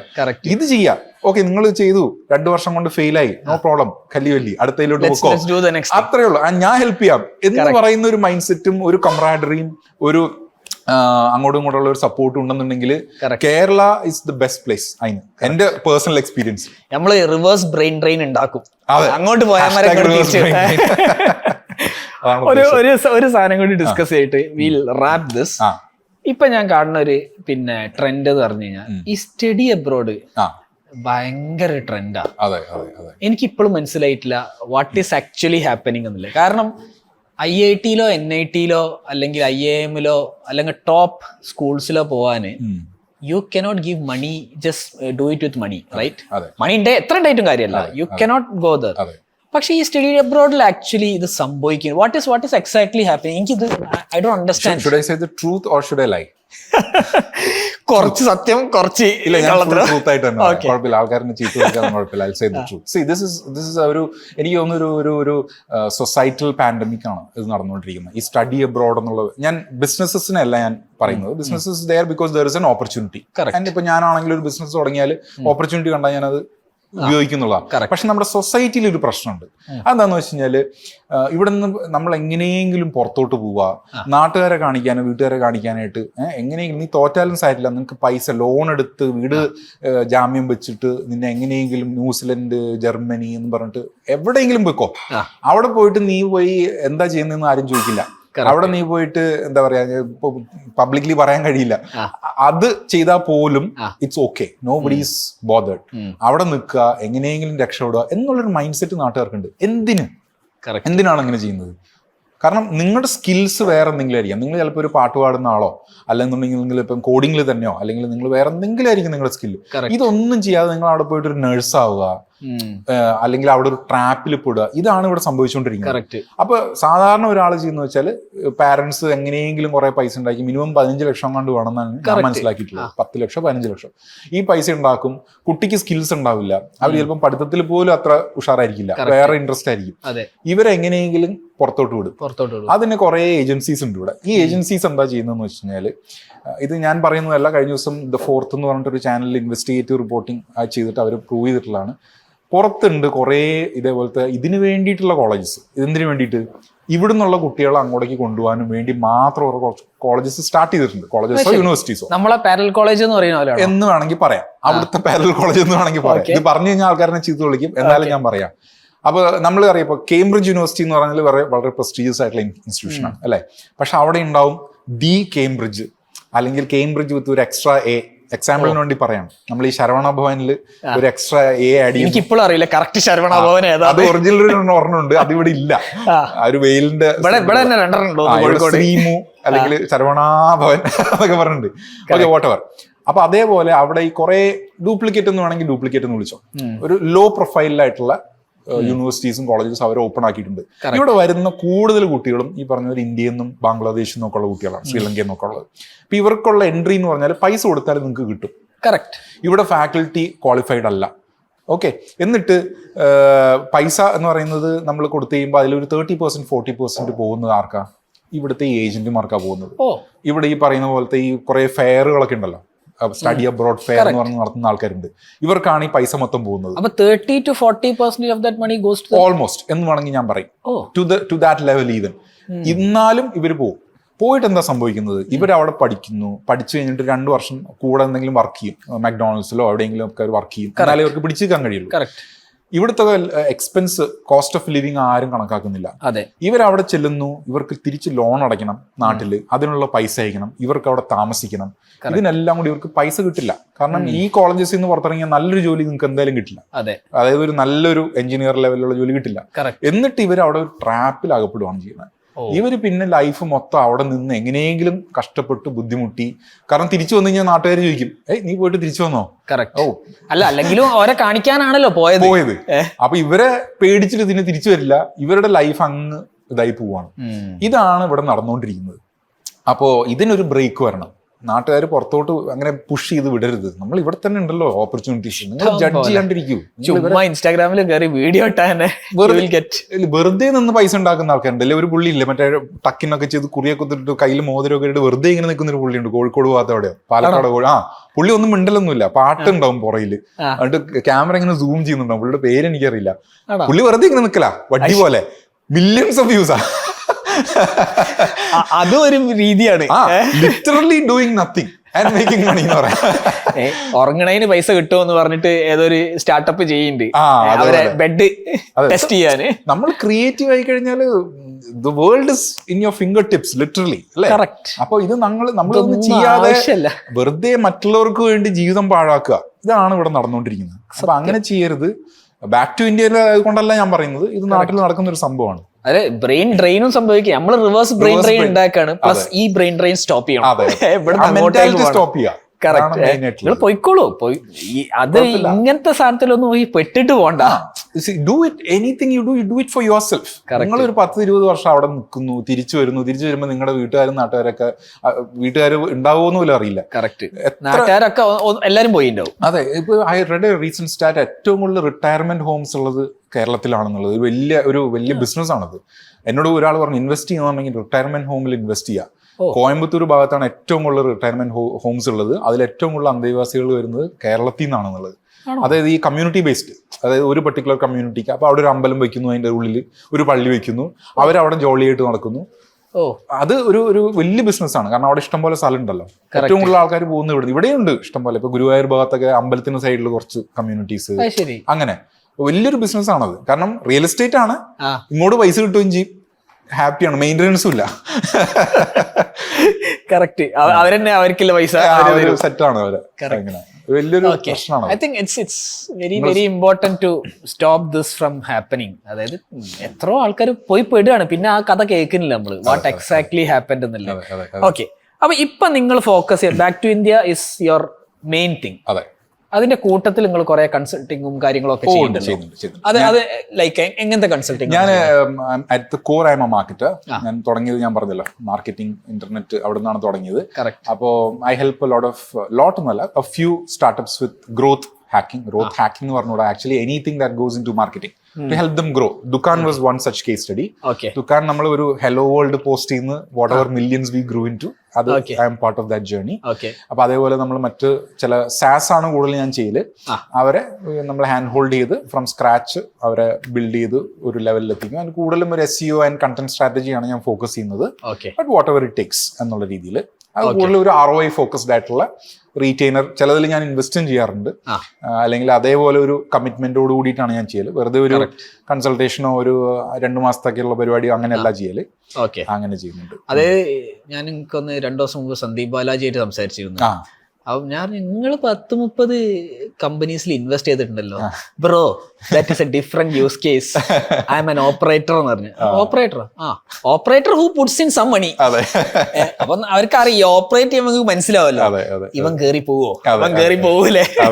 കേറി പോവാണെങ്കിൽ കുറച്ച് കാശ് അവിടെ ഇട്ടേക്കാം. അല്ല, ഷോസ് ദ കോൺഫിഡൻസ്, അവരെ മേലുള്ള കോൺഫിഡൻസും നിങ്ങളെ കോൺഫിഡൻസും. അതായത് ഇത് നടക്കും. അല്ല, അതിൽ പൈസ മാത്രമല്ല, അതിൽ നമുക്കൊരു സാറ്റിസ്ഫാക്ഷനും കൂടി ഉണ്ട്. ഒരു എക്സാമ്പിൾ വേണമെങ്കിൽ ഞാൻ പറയാം. ജിജോ വർഗീസ് എന്ന് പറഞ്ഞിട്ട് നമ്മുടെ ഫ്ലൈയിങ് പ്രസ് എന്ന് പറഞ്ഞിട്ടൊരു വേർഡ് പ്രസ് പ്ലഗിൻ ചെയ്യുന്നുണ്ട്, ഈസി പ്ലഗ് ഫോർ ഹിം. അതില് പുള്ളി ആദ്യം വേറൊരു സ്റ്റാർട്ടപ്പിലായിരുന്നു, ഒരു 3-4-5 പേര് കൂടിയിട്ട് അവര് വേറൊരു ചെറിയൊരു പ്രോബ്ലം ആയിരുന്നു അവർ സോൾവ് ചെയ്തുകൊണ്ടിരുന്നത്. ബട്ട് ജിജോന്റെ ഫോർട്ടെ അതിലല്ല, വേർഡ് പ്രസ് ഒപ്റ്റിമൈസേഷനിലാണെന്നൊക്കെ മനസ്സിലാക്കിയതിന് ശേഷം ഞാൻ തന്നെ നമ്മൾ സംസാരിച്ച് വന്നപ്പോഴേക്കും എനിക്ക് മനസ്സിലായി ഇതാണെന്നുള്ളത്. പുള്ളിയോട് ഞാൻ പറഞ്ഞു, you spin out and do this ഒരു പ്രൊഡക്റ്റ് ആയിട്ട്. ഞാൻ ഇനീഷ്യലി പുള്ളിക്ക് ഒരു ഐഡിയ ഉണ്ടായിരുന്നു, അങ്ങനെ എനിക്ക് ഇതാണ് ചെയ്യേണ്ടത്, എനിക്കിപ്പം ഇതായി എന്ന് പറഞ്ഞിട്ട് പുള്ളി അങ്ങനെ പോയി അതിലോട്ട്. Flying press is doing really well now. എന്താണ് അത്? It's a WordPress optimisation plugin. അതായത് വേർഡ് പ്രസ്സിലാണ് നിങ്ങൾ ഓപ്പറേറ്റ് ചെയ്യുന്നുണ്ടെങ്കിൽ സ്പീഡപ്പ് ആക്കി തരും. വൺ സ്റ്റോപ്പ് പ്ലഗിൻ ആണ്. അതിന് CDN-ഉം കാഷിങ്ങും കാര്യങ്ങളൊക്കെ അതിൽ തന്നെ ഉണ്ട്. അപ്പൊ നമ്മൾ WP റോക്കറ്റ് എന്നൊക്കെ പറഞ്ഞിട്ട് എസ്റ്റാബ്ലിഷ്ഡ് ആയിട്ടുള്ള പ്ലേയേഴ്സ് ഉണ്ട്. അതിനൊരു ചാലഞ്ച് ആയിട്ടുള്ള ഒരു പ്രൊഡക്റ്റ് ആണ്. ശരി. സോ ഏത് സ്റ്റേജിലുള്ള സ്റ്റാർട്ടപ്സിനായിരിക്കും നിങ്ങൾ എടുക്കുക? ഏഞ്ചൽ ആ ലെവലിലുള്ള up to 1 crore എന്തായിരിക്കും? അതെ. അങ്ങനെ ഞാൻ പർട്ടിക്കുലർലി നോക്കാറില്ല. ഞാൻ കൂടുതലും ടീമിനെ നോക്കിയിട്ടാണ് ഇൻവെസ്റ്റ് ചെയ്യാറ്. അതായത് ടീമിന്റെ ഒരു ഹങ്കർ, അവരുടെ ടാലന്റ്, അവരുമായിട്ട് നമുക്ക് ജെല്ലാവാൻ പറ്റുമോ ഇല്ലെന്നുള്ളത്. അതൊരു ഒരു ഇൻറ്റ്യൂറ്റീവ് ആയിട്ടുള്ള ഒരു ഫീലിംഗ് ആണ്. ഒരു ഗട്ടാണ്, ഫീലിംഗ് ആണ്. Yes, gut feeling based on your experience. Very much gut feeling ഞാൻ ഏറ്റവും കൂടുതൽ ഇമ്പോർട്ടൻസ് കൊടുക്കുന്ന ഒരു സംഭവമാണ്. I can prove it to you, but that never goes wrong എന്ന് പറയാൻ പറ്റില്ല. അടിവയറ്റിന് വരുന്നതാണ് ഇവന്മാർക്ക് പറ്റുമോന്നില്ല. അതെ, അതിലൊരു കുറച്ച് ഇമോഷൻസ് ഉണ്ടാവും അതില്. പക്ഷെ അത് നിങ്ങൾ ഫെയിൽ ആയാലും you will be okay with it എന്നുള്ളൊരു സംഭവം. എനിക്ക് എന്തായാലും കാശ് ഉണ്ടാക്കണം വിചാരിച്ചു ഇടല്ല. ഇല്ല, കാശ് ഉണ്ടാക്കാനായിട്ട് എന്തോരം ഇഷ്ടംപോലെ വഴികളുണ്ട്. ഇത് രസമാണല്ലോ നമുക്കൊരു അവരെ. പിന്നെ ഞാൻ ഈ ബേസിക്കലി ഈ ഒരു കമ്മ്യൂണിറ്റി തുടങ്ങുമ്പോൾ തന്നെ മീൻസ് ഉള്ളിന്റെ ഉള്ളിലുള്ള feeling I want to make money for others. ഈ ഒരു സാധനം മീൻസ് അതാണ് വർക്ക് ചെയ്യുന്നതാണ് ഞാൻ മനസ്സിലാക്കുന്നത്. അവര് കാശ് ഉണ്ടാക്കും. See we will make money this way or the other. എനിക്കത് അറിയാം. If somebody else makes money there will be a way in which we make money. എനിക്ക് ആ വേ അറിഞ്ഞോളണമെന്നില്ല, മനസ്സിലായി. പക്ഷെ അതിന്റെ അകത്ത് കിട്ടുന്ന ആ സാറ്റിസ്ഫാക്ഷൻ ഉണ്ടല്ലോ, മീൻസ് നിങ്ങൾ പറഞ്ഞ പോലെ പറഞ്ഞറിയിക്കാൻ കഴിയില്ല. അതിലൊരു ചെറിയത് ഞാൻ പറയാം. നമ്മളെപ്പോഴും മണി ടേംസിൽ കാണരുത്. എന്നോട് പലരും പറയാറുണ്ട് ഇപ്പൊ വാല്യുവേഷൻ അല്ലെങ്കിൽ എത്ര പൈസയായി, എത്ര നിങ്ങൾ ഇൻവെസ്റ്റ് ചെയ്യും, എത്ര കിട്ടും. മണിയിലല്ല അതിൽ കാര്യമുള്ളൂ. നമ്മളൊരു what value are you bringing in to the table എന്നുള്ള ക്വസ്റ്റ്യൻ. വാല്യൂ എന്ന് പറയുന്നത് പല രീതിയിൽ ഡിഫൈൻ ചെയ്യാം കേട്ടോ. ഞാൻ ഡിഫൈൻ ചെയ്ത് നിങ്ങൾക്ക് അതിലോട്ട് എന്ത് കോൺട്രിബ്യൂട്ട് ചെയ്യാം, അല്ലെങ്കിൽ ആ ടീമിനെ നെക്സ്റ്റ് ലെവലിലോട്ട് ആക്കുമ്പോൾ നിങ്ങൾക്ക് കിട്ടുന്ന വാല്യൂ, അത് നിങ്ങൾ എപ്പോൾ ഫോക്കസ് ചെയ്തോ മണി വിൽ ഫോളോ. കറക്റ്റ്. ഇന്നല്ലെങ്കിൽ നാളെ will follow. Money is just അതിന്റെ ഒരു സൈഡ് എഫക്ട് മാത്രമാണ്. അപ്പൊ അതിൽ ഫോക്കസ് ചെയ്യാതെ നിങ്ങൾ ആ വാല്യൂ ഉണ്ടാക്കാനായിട്ട് പ്രയത്നിച്ചു കഴിഞ്ഞാൽ ഏത് ബിസിനസ് ആയാലും അതൊരു ചെറിയ പെട്ടിക്കട പോലെ ആയാലും സക്സീഡ് ആവും എന്നുള്ളതാണ്. നമ്മുടെ മറ്റേ പുള്ളി ഉണ്ടല്ലോ, മറ്റേ ചായ ഉണ്ടാക്കുന്ന പുള്ളി ഉണ്ടല്ലോ പൂനെയിലോ അവിടെയുള്ള, പേര് ഞാൻ മറന്നേ, പുള്ളി. അതെ, പുള്ളി എന്താ ചെയ്യുന്നത്? ഡോളി ചായ. ചുമ്മാ ചായ ഉണ്ടാക്കുന്നതാണ്. പക്ഷെ അതിനകത്ത് പുള്ളിയുടെ കുറച്ച് ഡ്രാമയൊക്കെ കൊണ്ടുവന്ന് പുള്ളിയുടെ ഒരു പേഴ്സണൽ ബ്രാൻഡിങ്ങും നമുക്ക് തമാശയാണ്. പക്ഷെ എനിക്ക് റെസ്പെക്ട് ആണ് അയാളോട്. അല്ലേ? എത്ര പൈസ ഉണ്ടാക്കണേ. അല്ല, ബിൽ ഗേറ്റ്സ് ഒക്കെ വന്നിട്ട് ചെറിയ കാര്യം. നമ്മളിവിടെ നിന്ന് ചുമ്മാ ഈ അയാളെ കളിയാക്കല്, ഹെയ്റ്റ് കമന്റ്സിന്റെ കാര്യം പറഞ്ഞപ്പോ ഹെയ്റ്റ് കമന്റ്സ് ഒക്കെ എപ്പോഴും ഉണ്ടോ? നിങ്ങൾക്കും കിട്ടുന്നുണ്ടാവുമല്ലോ അല്ലെ ചില പരിപാടി? എനിക്ക് ഒരെണ്ണം കിട്ടിയതിന് ക്ഷീണം. പക്ഷെ ആ ഒരു ഹെയ്റ്റ് കമന്റിനുള്ള നമ്മള് രക്ഷപ്പെട്ടു. ഞാൻ ഒരു എക്സാമ്പിൾ പറയാം. ഞാൻ ബാക്ക് ടു ഇന്ത്യ തുടങ്ങിയിട്ടുണ്ടല്ലോ, നിങ്ങൾക്കറിയാം ഞാൻ ഒരു സൂയിസൈഡ് ആർട്ടിക്കിൾ എഴുതിയിട്ടുണ്ടായിരുന്നു. എന്റെ ഒരു ബ്ലോഗ് ഉണ്ടായിരുന്നു, 5 easy and painless ways to suicide. ഇതായിരുന്നു എന്റെ ഒരേ ഒരു ആർട്ടിക്കിള്. ഇത് ഞാൻ SEO ഒന്നും ചെയ്തതല്ല. എന്റെ ഒരു ഫ്രണ്ട് ഒരു വല്ലാത്തൊരു അവസ്ഥയിൽ പോയി കഴിഞ്ഞപ്പോഴേക്കും അവർക്ക് ഞാൻ ഒരു ഓപ്പൺ ലെറ്റർ കൊടുത്തിട്ട് അങ്ങനെ എഴുതിയതാണ്. എന്റെ മനസ്സിലുള്ളത് ഞാൻ തുറന്നെഴുതി. അപ്പൊ അതിൽ കുറെ സ്വയറിംഗ് ഉണ്ട്, ഒരു ഫോർമാറ്റും ഇല്ല, മനസ്സിൽ വന്നതൊക്കെ ചീത്തയടക്കം എഴുതി. ഇത് ഗൂഗിളിൽ കയറി അങ്ങ് ക്ലിക്കായി. അത് ഞാൻ അറിയുന്ന എങ്ങനെയാണെന്ന് വെച്ചാൽ എനിക്ക് കുറെ ഇമെയിൽസ് വരാൻ തുടങ്ങി. ഇമെയിൽസ് എന്ന് പറഞ്ഞാൽ ഈ പറഞ്ഞ പോലെ നമുക്ക് പോയി ചത്തൂടടാ എന്നുള്ള മനോഹരമായ ഇമെയിൽസ്. കാരണം എന്താ വെച്ച് കഴിഞ്ഞാൽ ഞാൻ എഴുതിയതിൽ ടൈറ്റിൽ ഇങ്ങനെയാണെന്നുണ്ടെങ്കിലും അതൊരു ക്ലിക്ക് ബൈറ്റി ടൈറ്റിലാണ്. അത് കാണുന്ന പോലെ അല്ല ആർട്ടിക്കിൾ. കാരണം അതിൽ എഴുതി വരുമ്പോഴേക്കും താഴത്തോട്ട് വരുമ്പോഴേക്കും നമ്മൾ പെർസ്വേഡ് ചെയ്ത് അവരെ ഒരു റിവേഴ്സ് സൈക്കോളജിയിലൂടെ അവരെ എന്താ പറയുക സക്സസ്ഫുൾ ആക്കുക, അല്ലെങ്കിൽ ആ ചിന്തയെന്ന് മാറ്റുക എന്നുള്ള ഒരു ഐഡിയയിലാണ്. പക്ഷെ ഇത് ചിലർ വായിക്കില്ല. ഇവര് ചുമ്മാ സ്കിം ചെയ്യും, അല്ലെങ്കിൽ ടൈറ്റിൽ മാത്രം നോക്കും. ഇത് കണ്ടിട്ട് പറയും how qualified are you to write this, ആരാണ് എന്നുള്ള രീതിയിൽ കുറെ ഡെത്ത് ത്രെഡ്സ് ഇപ്പോഴും വരാറുണ്ട് എനിക്ക്. പിന്നെ ഞാൻ ആ ആർട്ടിക്കിൾ മാറ്റി, കാരണം ഇനി പ്രശ്നമാക്കണ്ടെന്നൊക്കെ കരുതിയിട്ട്. അങ്ങനെ പേടിച്ചിട്ടല്ല, കാരണം അത് ചില ആൾക്കാർക്ക് മിസ്യൂസ് ചെയ്യപ്പെടാം. കാരണം U playing with somebody else's life അല്ലേ. അപ്പൊ അതുകൊണ്ടിട്ട് മാറ്റിയതാണ്.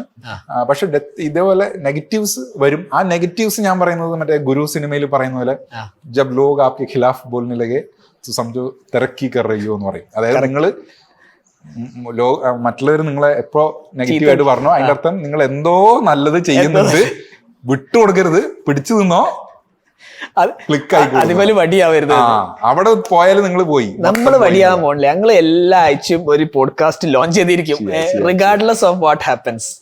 ഇനി വടിയാമ ഞങ്ങളെ വിളിക്കാം. അതെ, സാധനം എന്റെ കയ്യിൽ പോയിട്ടിട്ട് ഹെൽപ്പ് വേണോ? ഇത്രയും കണ്ടിട്ട് നിങ്ങൾക്ക് ഓൺലൈൻ ബിസിനസ്സിനെ കുറിച്ച് കൂടുതൽ പഠിക്കണം ആഗ്രഹമുണ്ടോ? ഞങ്ങളൊരു പെയ്ഡ് വാട്സാപ്പ് കമ്മ്യൂണിറ്റി റൺ ചെയ്യുന്നുണ്ട്. അവിടെ എല്ലാ തരത്തിലുള്ള എക്സ്പേർട്സും ഉണ്ട്. താഴെ ഡീറ്റെയിൽസ് കൊടുത്തിട്ടുണ്ട്, അവിടെ പോയി ചെക്ക് ചെയ്യാം. എനിവേസ്, ഒരു അടിപൊളി കോൺവെർസേഷൻ ആയിരുന്നു. ഐ ഹോപ്പ് ഇത് കാണുന്നവർക്കും അതേപോലെ തോന്നും. So until we meet again. Yes. Thank you for joining. Thank you. Kozhikode ഇടയ്ക്കിടയ്ക്ക് വരിക. പിന്നെന്താ, പോഡ്കാസ്റ്റ് ചെയ്യാം. നമ്മുടെ കോഴിക്കോട് എന്ന് പറഞ്ഞാൽ കോഴിക്കോട് മലപ്പുറം ഭാഗത്ത് എന്തോരം ടാലന്റ് എന്ന് പറയാം. Definitely will come. Done. Thank you. Thank you all.